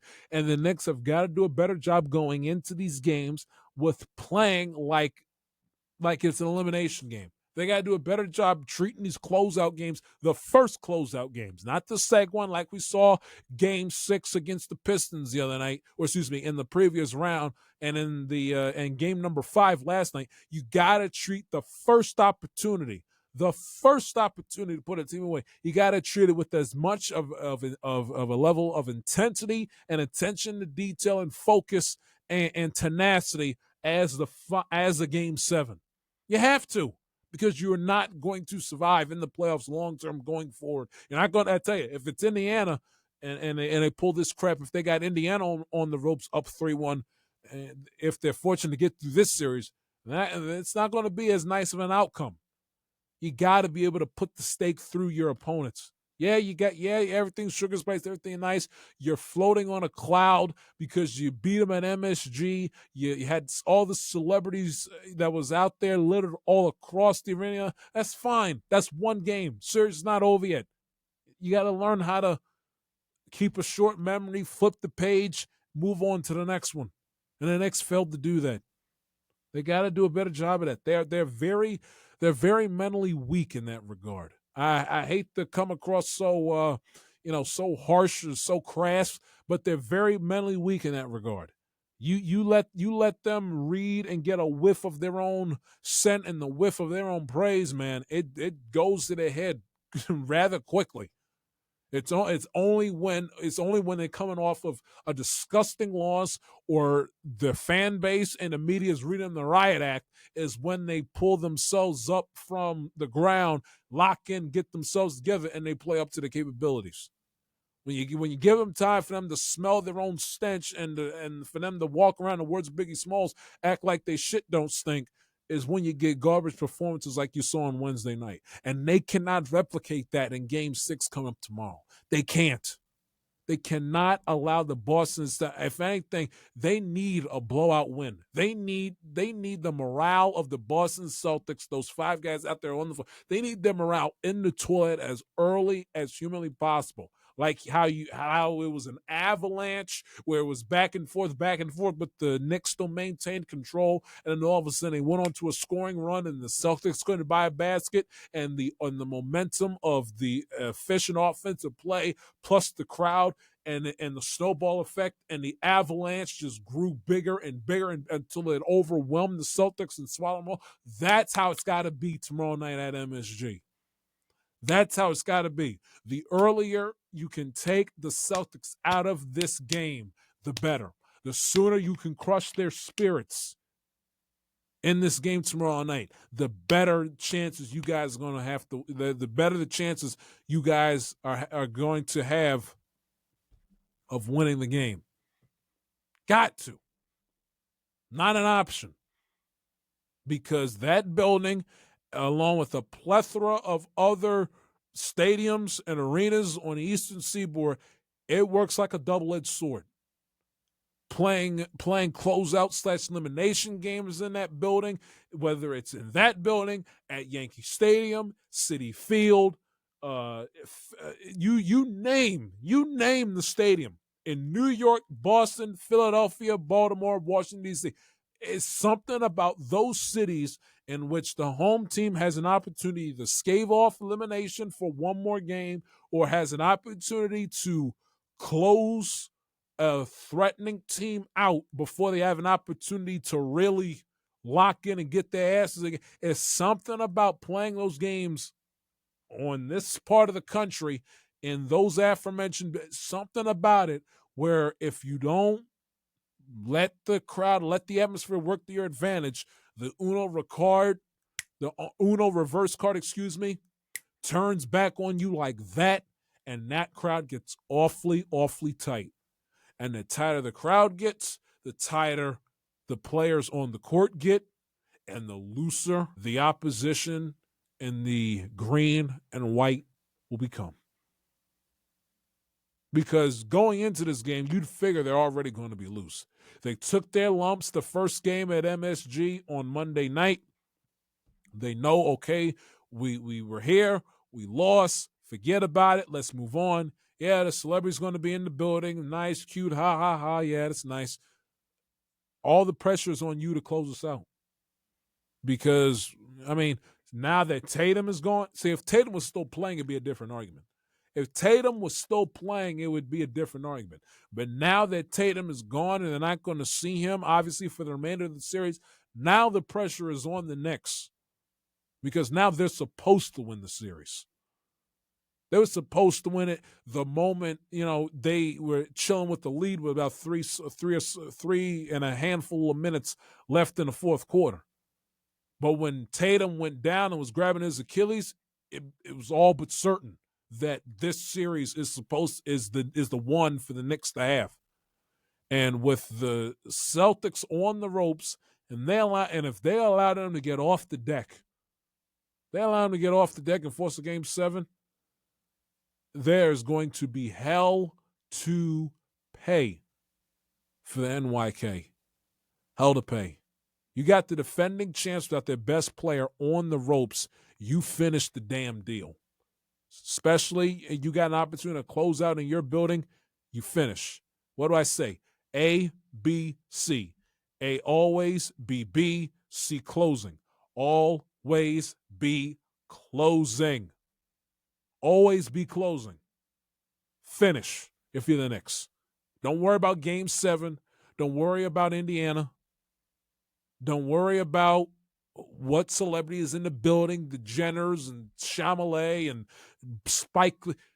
Don't worry about none of that. Focus on playing the best 48 minutes of basketball you've played this season. If you do, a trip to the Eastern Conference Finals is going to be yours. If not, prepare to suffer the consequences in a heart-palpitating, emotionally draining Game 7 in front of a raucous Boston Celtics crowd who are the defending champions that are going to play without a care or a worry in the world if you allow them to get off the deck to tie this series up and win back-to-back games. The only team that should be putting together back-to-back wins in this series should be the Knicks and the Knicks alone. It's 3-2. Don't play with fire. Close the damn deal and win this series.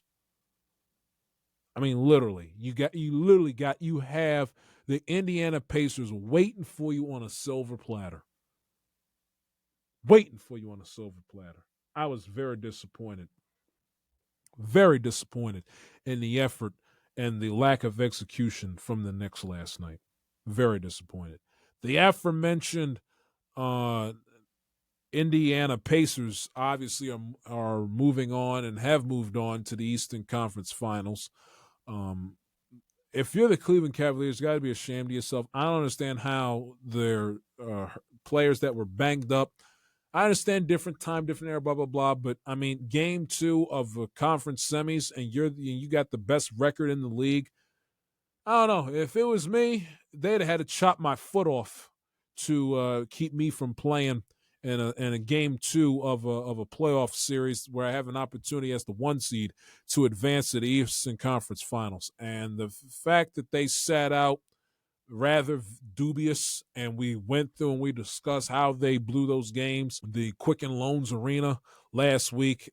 That's a very embarrassing. I mean, you can't, and I bred and proceeded with caution at times throughout the course of the season on how I went about assessing the Cleveland Cavaliers and their candidacy for representing the Eastern Conference in the NBA Finals. And I recall saying ad infinitum on a bevy of occasions, I don't care what the record says, the Boston Celtics are the best team in the East. Boston Celtics are the best team in the East. I must have said about over 24 times. And Donovan Mitchell, he's a nice basketball player. I don't think he's that great.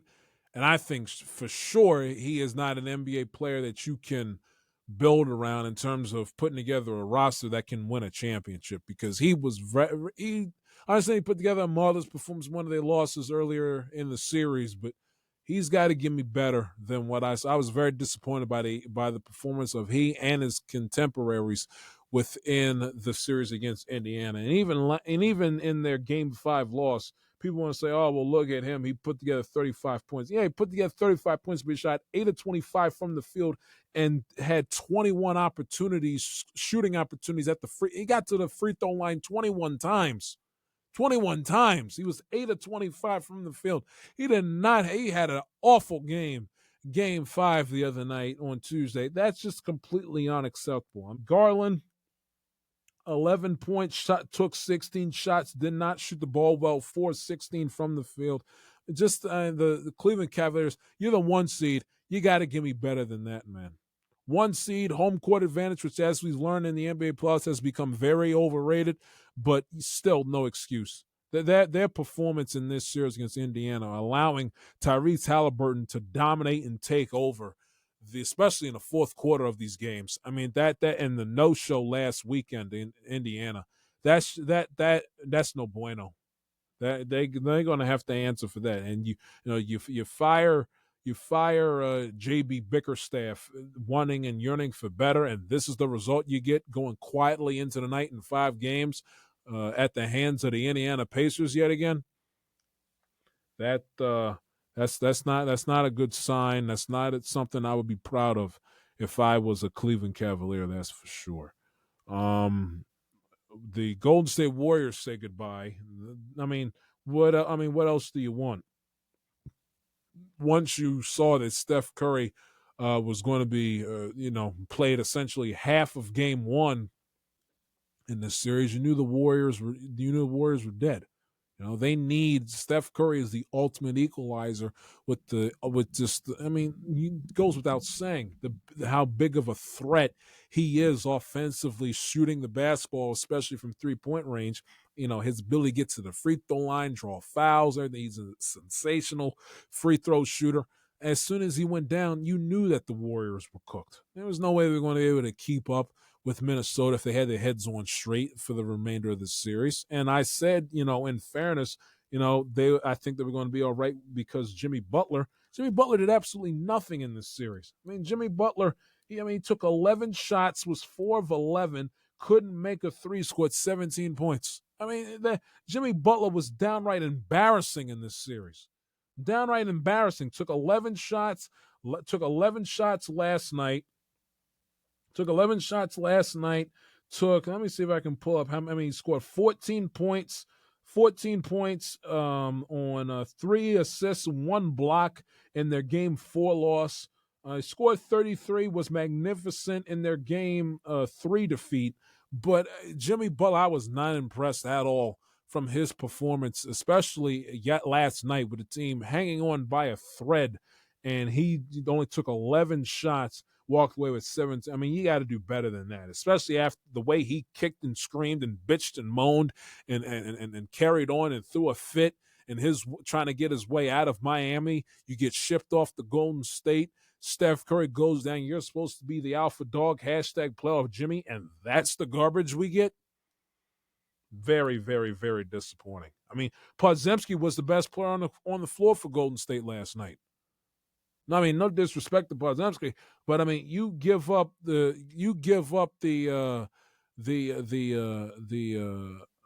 collateral that the Warriors did, and then also give him a contract extension on top of it to bring Jimmy Butler in, and Podziemski is your best player on the floor, 11-19 with 28 points.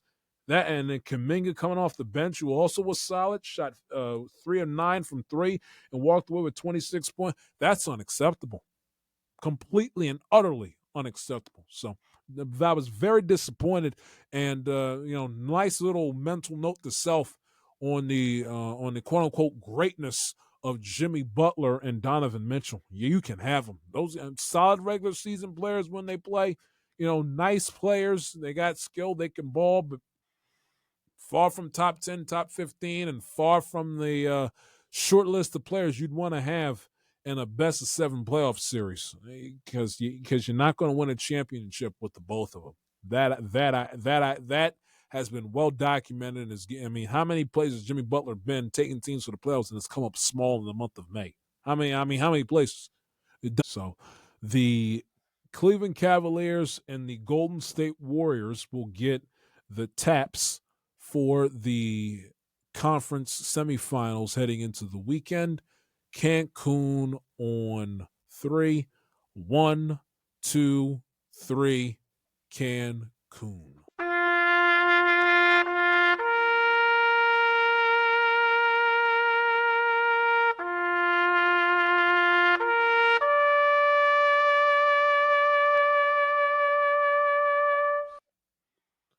There we go. Who gets taps next? We'll find out come the early part of next week's show. Nuggets and Thunder tonight. Interesting game number 6. I tell you, if I'm Oklahoma City, similar thing what I told the Knicks. When you got a former champion on the ropes, and you're the young, inexperienced team that's got something to prove, got something to gain, you put the stake through them. You put the damn stake through them. No farting around, no messing around, locked in, attention to detail, execute, rebound, play smart, keep your best players out of foul trouble, and get this damn win so you can get off your feet, rest, and move on and prepare for Minnesota. Because I do not like, we saw how the Clippers fared against the Nuggets a few weeks ago in a Game 7. You do not want to go up against a former champion and the best player in the world in Nikola Jokic in a do-or-die Game 7. This team knows their way backwards and forwards around Game 7s like you wouldn't believe. You got a former champion on the ropes. Jokic didn't play a good game in game number 5. The team collectively did not play well. Murray and everything. You finish them. But you were the better team throughout the regular season. Best record. I hear about how great Chet Holmgren and Shea Gilgeous-Alexander is. He deserves to be the MVP on Nikola. I heard that all season long. Go ahead and prove it to me. Go ahead and prove it to me by going into their house tonight and send them to Cancun for the summer. Send them to Cancun for the summer. SGA was the MVP over Nikola Jokic. They were the better team, the best record in the Western Conference, 1 seed, 60 wins, the blah, blah, blah, blah, blah. Send them to Cancun tonight. Not in the Game 7 on Sunday, tonight. Tonight. If not, like the Knicks, prepare to pay the consequences. And again, the next game number 6, the quicker you can put that avalanche on the Boston Celtics on the road at MSG, the better. Because that crowd is going to get awfully tight and awfully nervous if that score is tied at 92 apiece with 3 minutes to go in the fourth quarter. Awfully tight. Awfully tight. And let me see the Knicks dare. Let me see him dare Luke Cornett, who was magnificent defensively coming off the bench for him last night. Let me see Luke Cornett put together another Bill Walton-esque performance in Game 6 on Friday night. And if I was Missoula, I would make it my business, if not he hasn't already, to bring him down off of Cloud 9. Because he's going to be feeling himself walking around thinking his shit don't stink. And if he ain't careful, he could get taken to the back of the woodshed in game number 6. So if I'm Missoula, if I'm that coaching staff, I'm saying, listen, you did this wrong, that wrong, this wrong, that wrong, this, and this wrong. You're not that good. Knock him off his high horse for the for the emotional psychology of the team. Maybe rip them, yell at them a few during shoot around in practice just for show. Say, hey, we haven't accomplished jack shit. Game 5, nobody cares. Dig into his ass. Porzingis, something's up with him, with his health. I don't know what it is, but Kristaps Porzingis, health-wise, has clearly compromised him throughout the course of this series. If he touches the floor in Game 6, I'll be shocked. If somehow, some way, the Celtics move on and advance, being down Porzingis, I don't know. They found a way to win a championship, with a limited available, with Porzingis with limited availability last year. Can they do it knowing that they got no Jason Tatum? I don't know, but his lack of availability throughout this series has been very, very, very peculiar, to say the least, throughout the course of this Eastern Conference semifinals. Now, without further ado, you guys know one of my favorite things about the NFL offseason and the NFL offseason calendar is the release of the upcoming season's regular season schedule. I love it. It just, I don't know. I've always been a schedule guy, always fascinated who plays what on what day, what time, what network, coinciding with other sporting. It's the way I've been wired like that literally since I was a little kid. So one of my favorite things, it might sound old, it might sound a little finicky, a little peculiar, but I love the season schedule. I love when the NFL season schedule. I like that they make it a big deal, anticipating what the big time spotlight matchups are going to be on national TV. So let's break it down, shall we, without further ado. And I got plenty of things that are I got a lot of things that have pissed me off. First off, somebody has to explain to me how in the world. Now, I get it. I understand. A lot of mouths to feed. Amazon, Netflix on Christmas, ABC, Monday Night Football, ESPN, NBC Sunday night. I get it. I understand they got hella mouths to feed. But can somebody explain to me why in the hell the Dolphins and the fucking Atlanta Falcons have 5 primetime games this year? I mean, the Atlanta Falcons, who missed the playoffs thanks to Raheem Morris and his foul-ups, throw in the Miami Dolphins, who stink. Tyreek Hill wants the hell out of there. Tua Tagovailoa can't stay on the field, and when he is on the field, he ain't anything to look at in terms of throwing the football is concerned. Another team that also missed. How in the hell are the Dolphins and the Atlanta Falcons on national television 5 times this year? How? How are they on prime time 5 times this year? They're on prime time the same amount of times the defending Super Bowl champion Philadelphia Eagles are in prime time.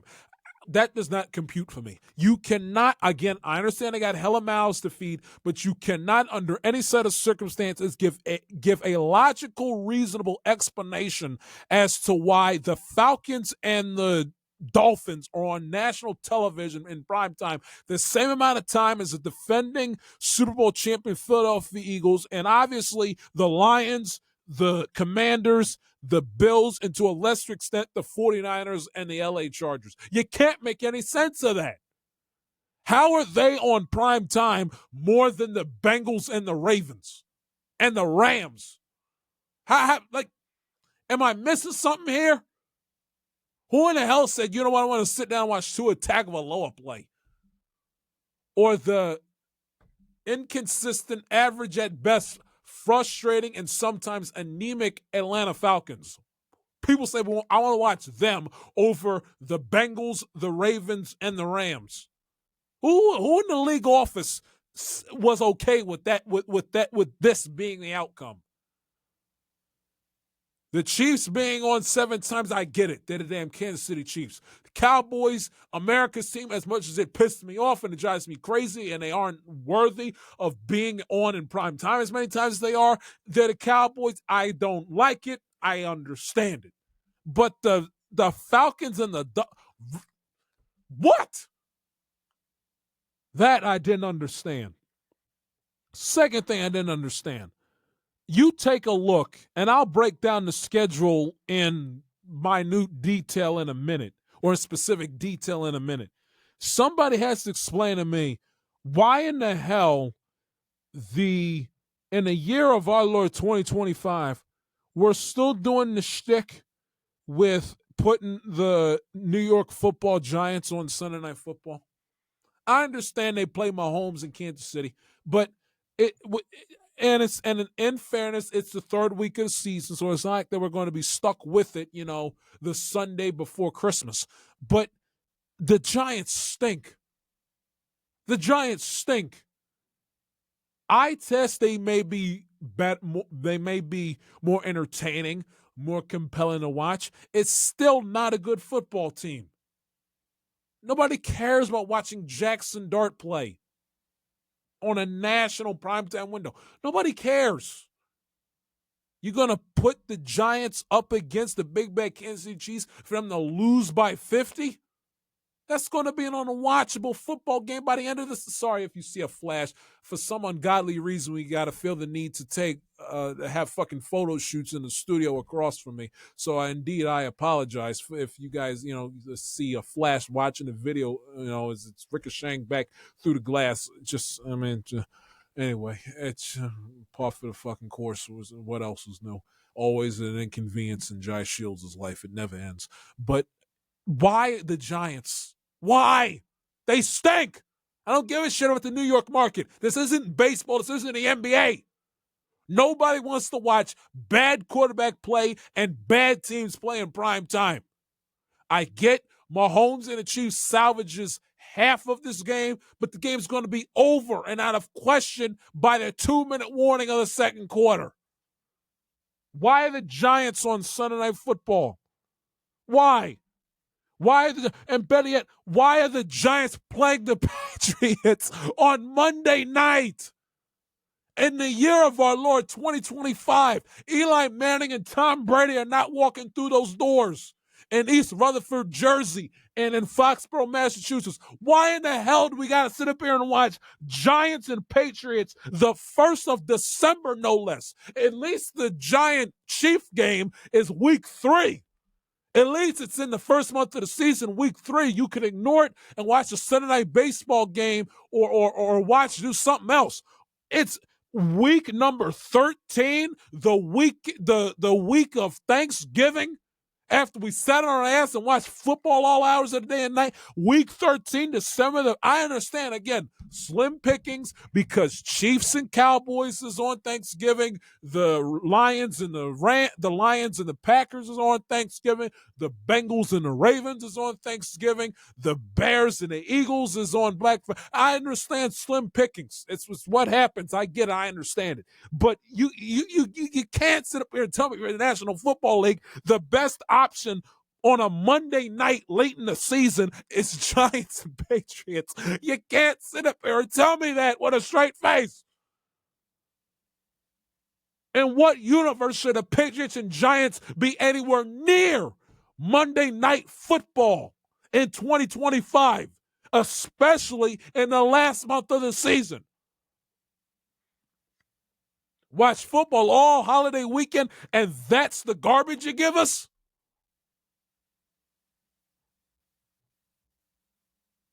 The Giants still being on Sunday and Monday Night Football when they haven't been a team worth a damn consistently in over a decade blows my mind and takes my breath away. It really, really, really, really, really, it leaves my jaw on the floor. Somebody in the league office said, you know what? America is foaming at the mouth to get Giants and Patriots on Monday Night Football December the 1st in the year of our Lord 2025. You must be kidding me. The Patriots and the Patriots and the Giants have the same amount of Monday Night Football games this year as the Ravens, the Bills, the Bengals, the Commanders, and the Eagles. We kidding ourselves here?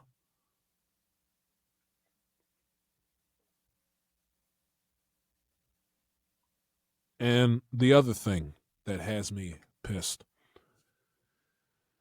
Now listen, it benefits me because I'm a Bengal fan that lives here.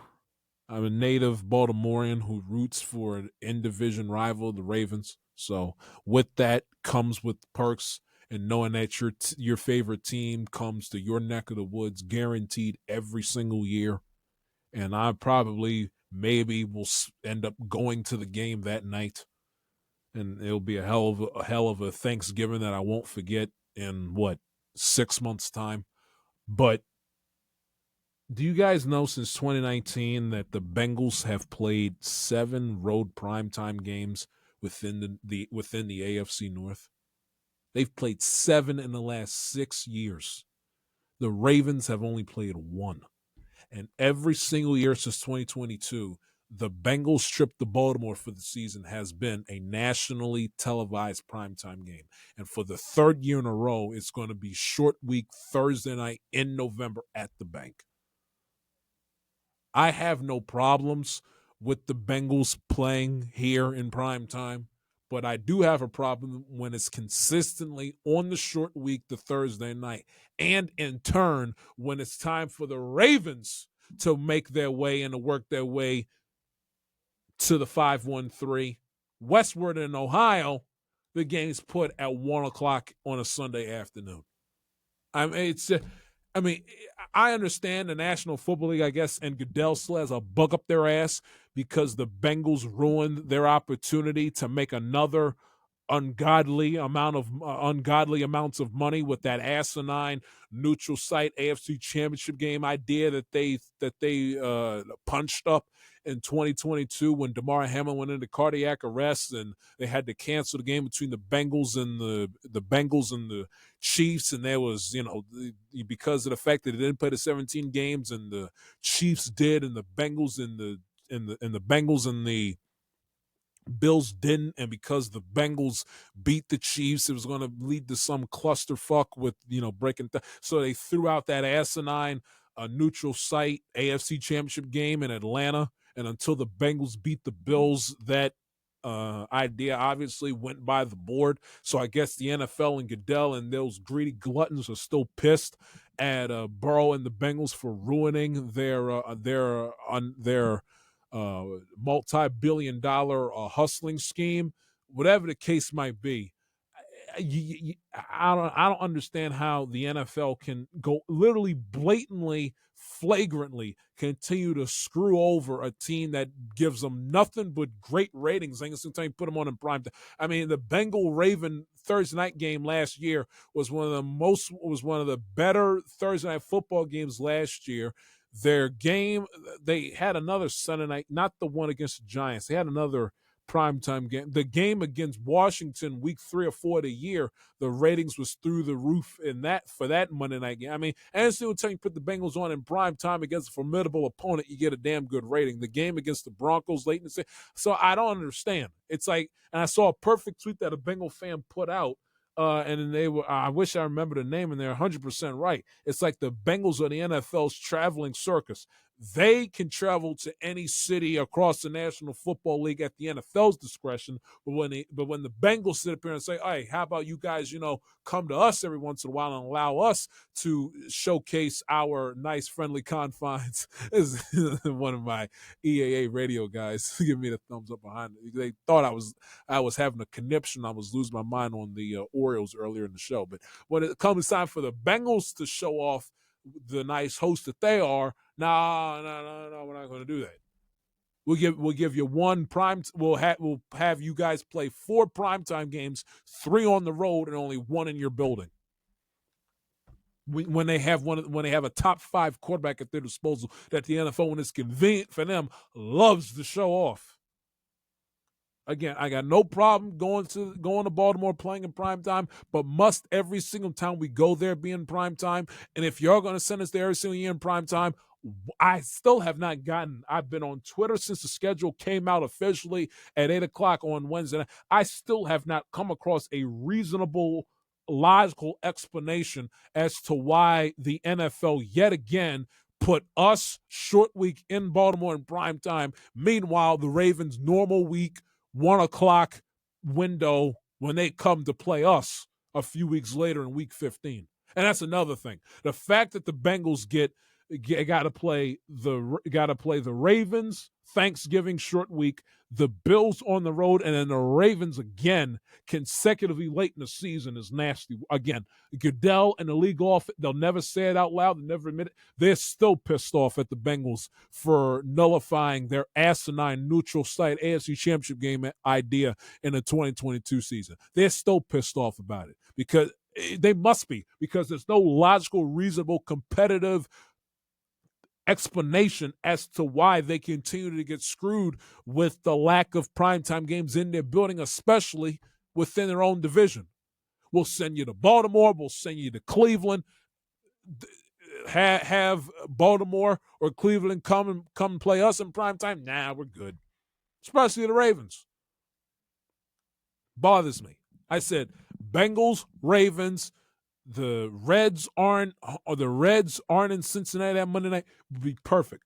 Bengals, Ravens, week 1, And instead they gave us Vikings and Bears. J.J. McCarthy and Caleb Williams. I understand, they got a finite amount of room to work with because, again, Amazon, Netflix, Monday Night Football, Sunday Night Football, Thursday. I get it, but it's like sometimes they don't even try. They just throw shit up against the wall and see what sticks. And Vikings and Bears Monday night was the best option they gave us. I mean, really. But getting back to my original argument, I mean, again, 1 o'clock. I guess they wanted to give CBS a bone, so Kevin Harlan has a nice juicy game to sink his teeth into late in the year. Outside of that, I don't see. I mean, again, I could even live with the game in Cincinnati being at 425 CBS game. I could live with it, but putting that game 1 o'clock, it's a slap in the face. Slap in the face. The Ravens are worthy enough for having the matchup in their house in prime time, but the Bengals aren't. I mean, and another thing that also makes no damn sense. How is that game 1 o'clock on a Sunday afternoon late in the season, week 15, yet J.J. McCarthy and Dak Prescott is a Sunday night game in the week 15 that Sunday. And then to make matters worse, Dolphins and Steelers. I tell you, they better hope and pray Aaron Rodgers is a Pittsburgh Steeler. Because if I got to sit up here and look at Tua and Mason Rudolph on Monday Night Football that week 15, I hope and pray that game gets flexed into either Monday night or Sunday night. Because it is an insult and a slap in the face to the local Bengals fans in Cincinnati and to us football fans nationwide that appreciate strong and healthy and top-tier quarterback play. Because how in the hell can the NFL sit up here and say with a straight face that they want the masses to watch Tua and Mason Rudolph or J.J. McCarthy and Dak Prescott play in prime time over two out of the top 3, top 4 best quarterbacks in the National Football League, not named Patrick Mahomes and Josh Allen, that arguably should have won MVP last year? How can you explain that to your fan base with a straight face and give an honest answer while doing so? How? Tua and the anemic Dolphins on Monday Night Football against the hapless, boring Pittsburgh Steelers. That gets Monday night over Bengals and Ravens in Cincinnati? Really? And Cowboys and J.J. McCarthy and Dak Prescott? I don't give a shit about the Dallas Cowboy brand. They can kiss my ass. I mean, you must be kidding me. I'm annoyed by the fact that the Bengals and Bills game is on Fox instead of CBS, but it is what it is. In terms of the schedules in and of itself, you take a look at the Monday night schedule. I'm not overly impressed. I think arguably out of all the national TV ones, it's the worst one. I mean, if you're giving us the Panthers and if you're giving us the Raiders, Panthers, Giants, and Patriots consecutive weeks in succession, weeks 11 through 13, that's pathetic. That's that, and then the Colts in week 16 against the 40. I mean, my God, why not put 2 UFL teams on? While we're putting bad teams on Monday Night Football late in the year. I mean, their schedule is from weeks 11 through 17, with the exception of Eagles and Chargers, is abominable. So they got a garbage. I mean, read it: Cowboys and Raiders week 11. Panthers and 49ers week 12. Giants and Patriots week 13. Outside of Eagles and Chargers, get a break week 14. Dolphins and Steelers week 15. 49ers and Colts week 16, the Monday before Christmas. And then week 17, the Monday after Christmas, preceding the New Year, Rams and Falcons. I mean, seriously. Week 9, Cardinals and Cowboys. No, thank you. Get 2 decent games week 7, 2 decent games week 6. Week 8, very intriguing, Chiefs and the Commanders. Week 10, Green Bay and the Eagles, cool. Jaguars and Chiefs, week 5, not bad. Broncos and Bengals is must watch. Jets and Dolphins, week 4, forget it with the doubleheader. Week 3, best game on the slate by far. Lions and Ravens, week 3, my mother's birthday, September 22nd. Week 2, I can live with. Bucks and Texans. Chargers and Raiders doesn't do anything for me. Neither does week 1. And the fact that the Chicago Bears on Monday Night Football more than the Ravens and the Bengals is another unmitigated disaster and a disgrace. How in the hell are the Chicago? I understand we're all banking, and the NFL is banking on Caleb Williams and the Chicago Bears being a football team worth a damn this year, because on paper in the month of May, it's rather peculiar that the Bears on Monday Night Football more than the Ravens, Bills, Bengals, and more than the Ravens, Bills, and Bengals. Lions on twice, Chiefs on twice as they should be, Commanders on twice as they should be, Eagles on twice as they should be. But the fact that the Bears on Monday Night Football is more than the Bills, Bengals, and Ravens is a joke. Thursday Night Football, it is what it is. Their first game of the year actually is good. September 11th, week 2, Green Bay and the Commanders, good game. Week 3, the Dolphins always get their shit kicked in by the Bills, bad game. Week 4, bad game, Seahawks and Cardinals. Week 5, now the game in Santa Clara was garbage, large part due to the rain, but it's a good matchup nevertheless. 49ers and Rams. The Eagles and the Giants, week 6, unwatchable. Steelers and Bengals, week 7, okay. Week 8, Chargers and Vikings, okay. Week 9, that game will be unwatchable. The Ravens will have a 50-point lead by halftime. Week 9, Halloween Eve, October 30th. Broncos and Raiders, week 10. Week 11 is unwatchable. Jets and Patriots. Week 12, Bills and Texans is solid. Week 13, Black Friday, solid. Week 14, Lions and Cowboys, depends on how good the Cowboys are at that time. Buccaneers and Falcons was great with Kirko Chains. We'll see if it replicates. Rams and Seahawks, no thank you, week 16. Christmas night, week 17, Broncos and Chiefs will be worth our while. I mean, given the fact that it is Thursday Night Football, not a bad schedule. Monday night, I told you, is the worst one out of the 3-4 primetime windows. Sunday night, good one, Ravens and Bills. Sister did tell me and raise the argument. She makes a good point. Why the NFL gave such a great matchup to Sunday night football that early in the year. You know, she's not wrong, but still a great Sunday night game to start the year. Ravens and Bills, week 1. Week 2, Falcons and Vikings, no thank you. Week 3, Chiefs and Giants, unwatchable. Week 4, Green Bay and Dallas, okay. Also, by the way, how did I miss this? The fucking Patriots are on Monday night and Sunday Night Football in the year 2025. In the year of our Lord 2025, you're giving us the fucking Patriots on. This is Carrie Underwood, Hank Williams Jr. Are you ready for some football? Waiting all day for Sunday night. Faith Evans. No, not Faith Evans. Fuck's her name. Faith Hill. Why are the Patriots on Sunday Night Football, Monday Night Football in the year 2025? Tom Brady's not walking through that damn door.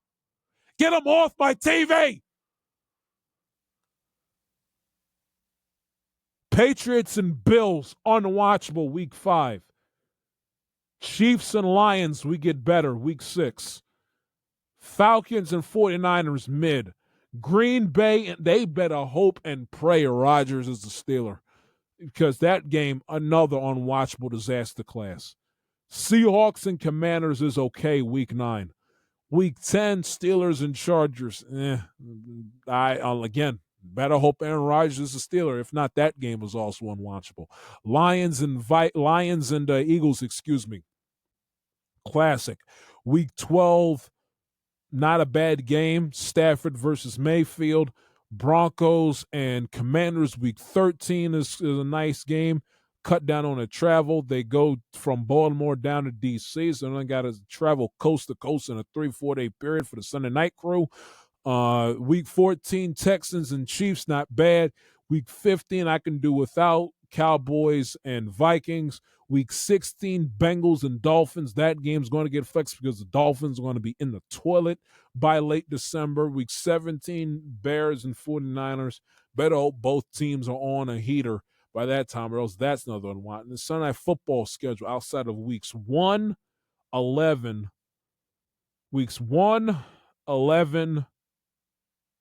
6, weeks 1, 6, and 11, and a few okay ones. Sunday Night Football don't leave much to be desired for their schedule either. CBS 425. Week 1, they get Detroit and Green Bay. Week 4, they get the Ravens and Kansas City. Week 6, Bengals go to Green Bay, go to Lambeau. Burrow's first time at Lambeau. Dallas and Denver, okay, not great. Week 8. Week 9, Kansas City and Buffalo, supposed to be a classic. Denver and Kansas City, week 11 in Denver, be a great. Buffalo and Pittsburgh is only worth a damn if Aaron Rodgers is on the team, and even then, that's not going to be a good game on paper, I don't think. The 30th of November, Thanksgiving weekend. And Green Bay and Denver is solid. Week 15, week 16, that game's going to be a bloodbath. Denver and, Detroit and Pittsburgh. Aaron Rodgers, Pittsburgh being featured on here twice again, these networks better hit their knees and pray to the good Lord above Aaron Rodgers is going to be a Pittsburgh Steelers, because if not, they got egg on their face for as many times they put the Steelers on 425 and on national television prime time this upcoming football season. Bengals are only on 425 CBS once.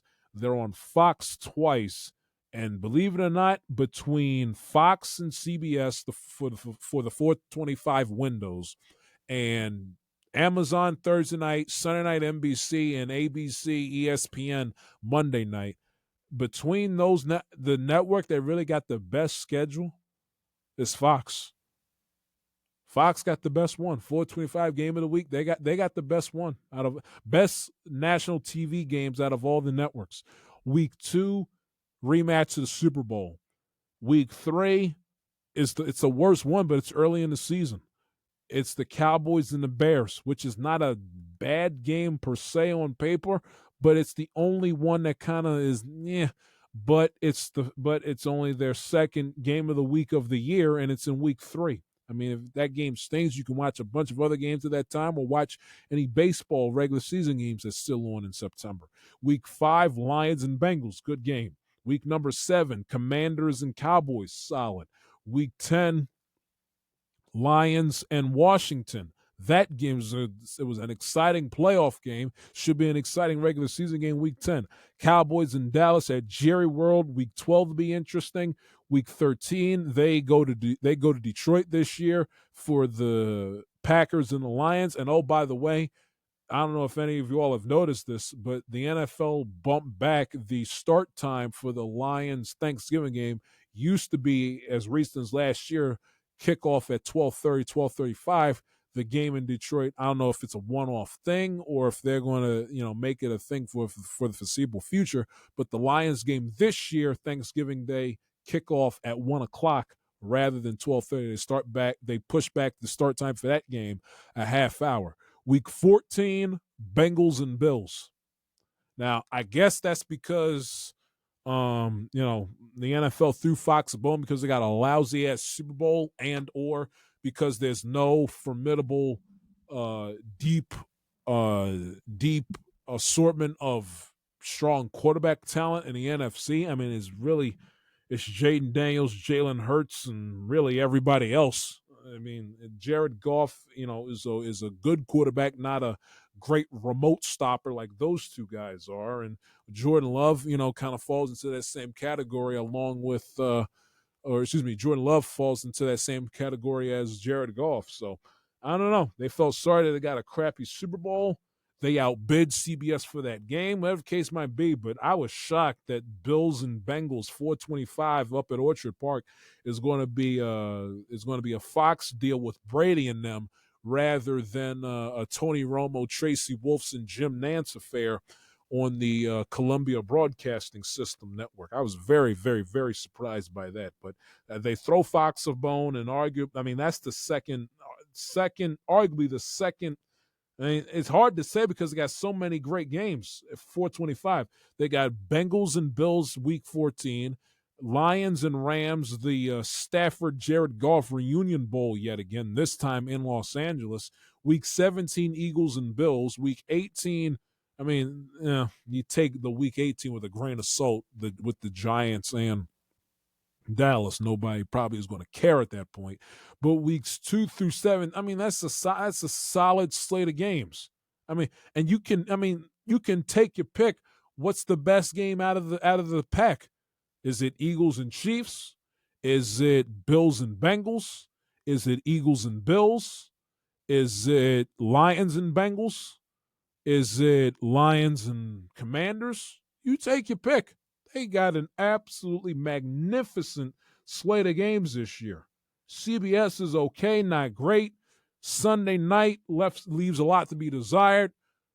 Amazon Thursday night, for what it's worth, is not terrible per se. Monday Night Football is atrocious. Fox walked away with the best schedule out of all of them. The holiday games, it's the Lions and the Vikings on Christmas, and the Cowboys and the Commanders with the Chiefs and the Broncos. I told you all that there was going to and as a matter of fact, if I take a look to go back to what my prediction was, I said that I predicted the Vikings on Christmas. I got that one right. I predicted the Broncos on Christmas. I got that one right.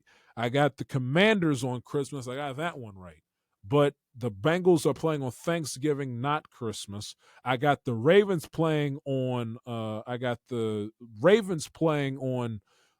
Christmas, playing on Thanksgiving, but wrong opponent.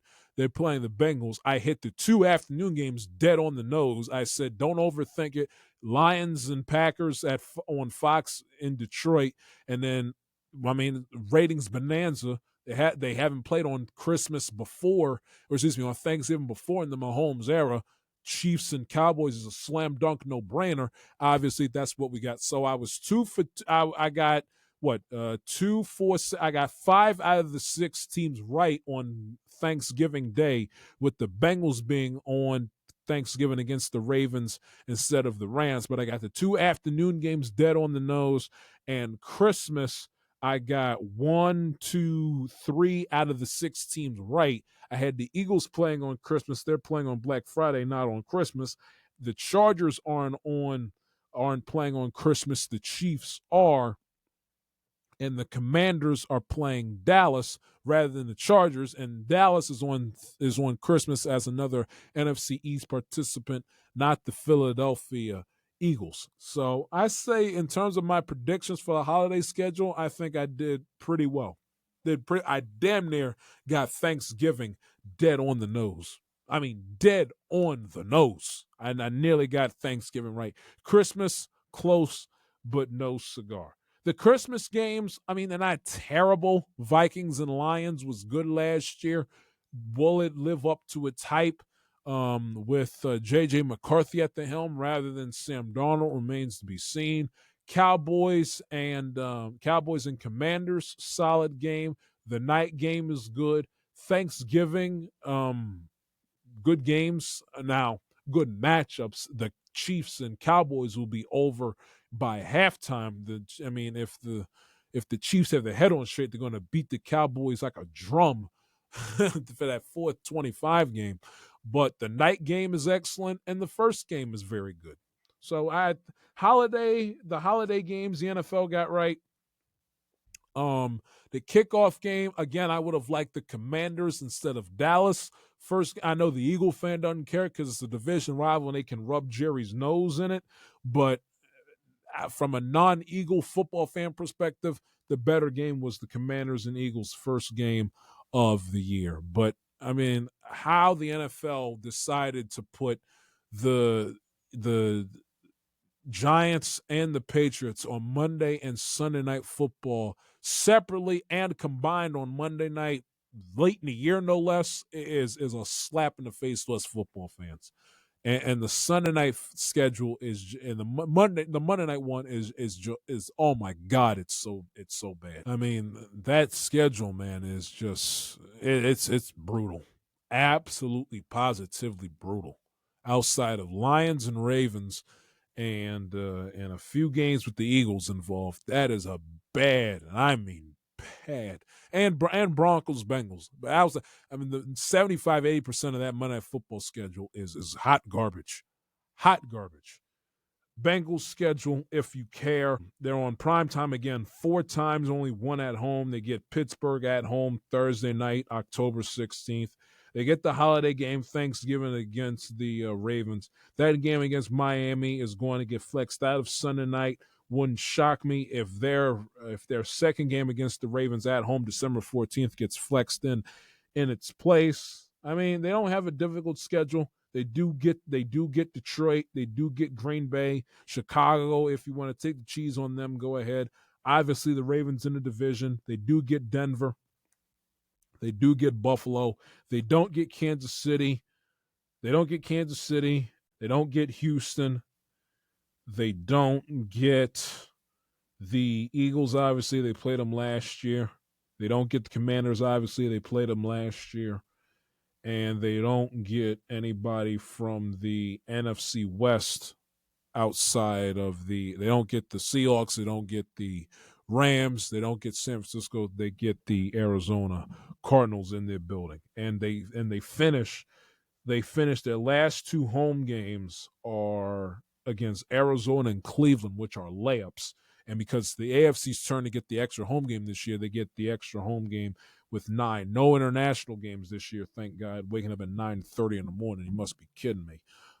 Next year, it looks like, but not this season in 2025 or maybe 2027. I also saw reports. But they get their final 2 home games against Arizona and Cleveland week 17 and 18.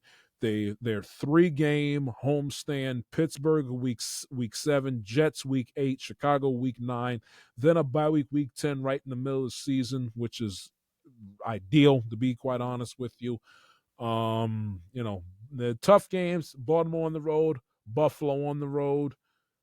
Denver is not going to be a picnic. They do get Detroit in their building, which is a plus, and they open up this season against Cleveland and Jacksonville. I mean, if they're not 2-0 when they go to Minnesota to play Justin Jefferson, the Vikings need to be Zach Taylor should just pack up his shit and go now. Honestly, I mean, no excuse. At Cleveland again on Fox, no less, which is but you have your schedule, know your opponent. Cleveland, I don't care who the third quarterback's going to be. You should beat the Cleveland Browns on the road. You just should. They're not a good football team, rebuilding football team with inexperienced QB play. Go to Cleveland, find a way to beat them. Host Jacksonville for your home opener. Go 2-0 and let the chips fall where they may, with Minnesota, Denver, Detroit, and Green Bay coming up. I mean, they're back end of the month of September, and the front end of October is no picnic. You get a reprieve with the Jets at home, week 8.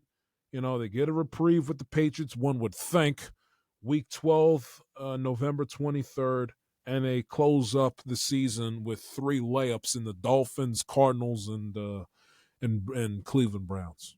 I tweeted out yesterday, their ceiling going off the rip, their ceiling 13 and 4. Their floor 10-7. Shouldn't really go 10-7 when they don't have, again, no Chiefs, no Rams, no Eagles, no Commanders. They shouldn't go 10-7. They honestly, look at the schedule, they should go 13-4. Split with the Ravens, lose to Detroit, lose to Buffalo. That's 3, and maybe lose to either Green Bay or another divisional game. Pittsburgh, the patented loss in Cleveland. I don't see how they can go any worse than 13-4. If they have the heads on straight, locked in, raring to go. I don't see. I mean, they get Cleveland, they get 2 layups to start the year and 3 layups to end the year, and they get an extra home game. I mean, you can't find a way to go 13-4, at least 13-4 at the maximum, meet you in the middle with 12-5. There needs to be an investigation. Straight up, needs to be an investigation. But not a bad schedule for the Bengals. I'd be here all day and night going through the other team's schedule, and we can discuss this, obviously, save some ammunition if we want to talk football during the dog days of summer. But it's enough show for one day here on a Thursday. New episode of the Yamatella Catalias podcast is in the books. Like what you heard, new to the show, please don't hesitate to subscribe. Follow your boy on Twitter, Instagram, Threads, the works at the J Shield. Until next week, be safe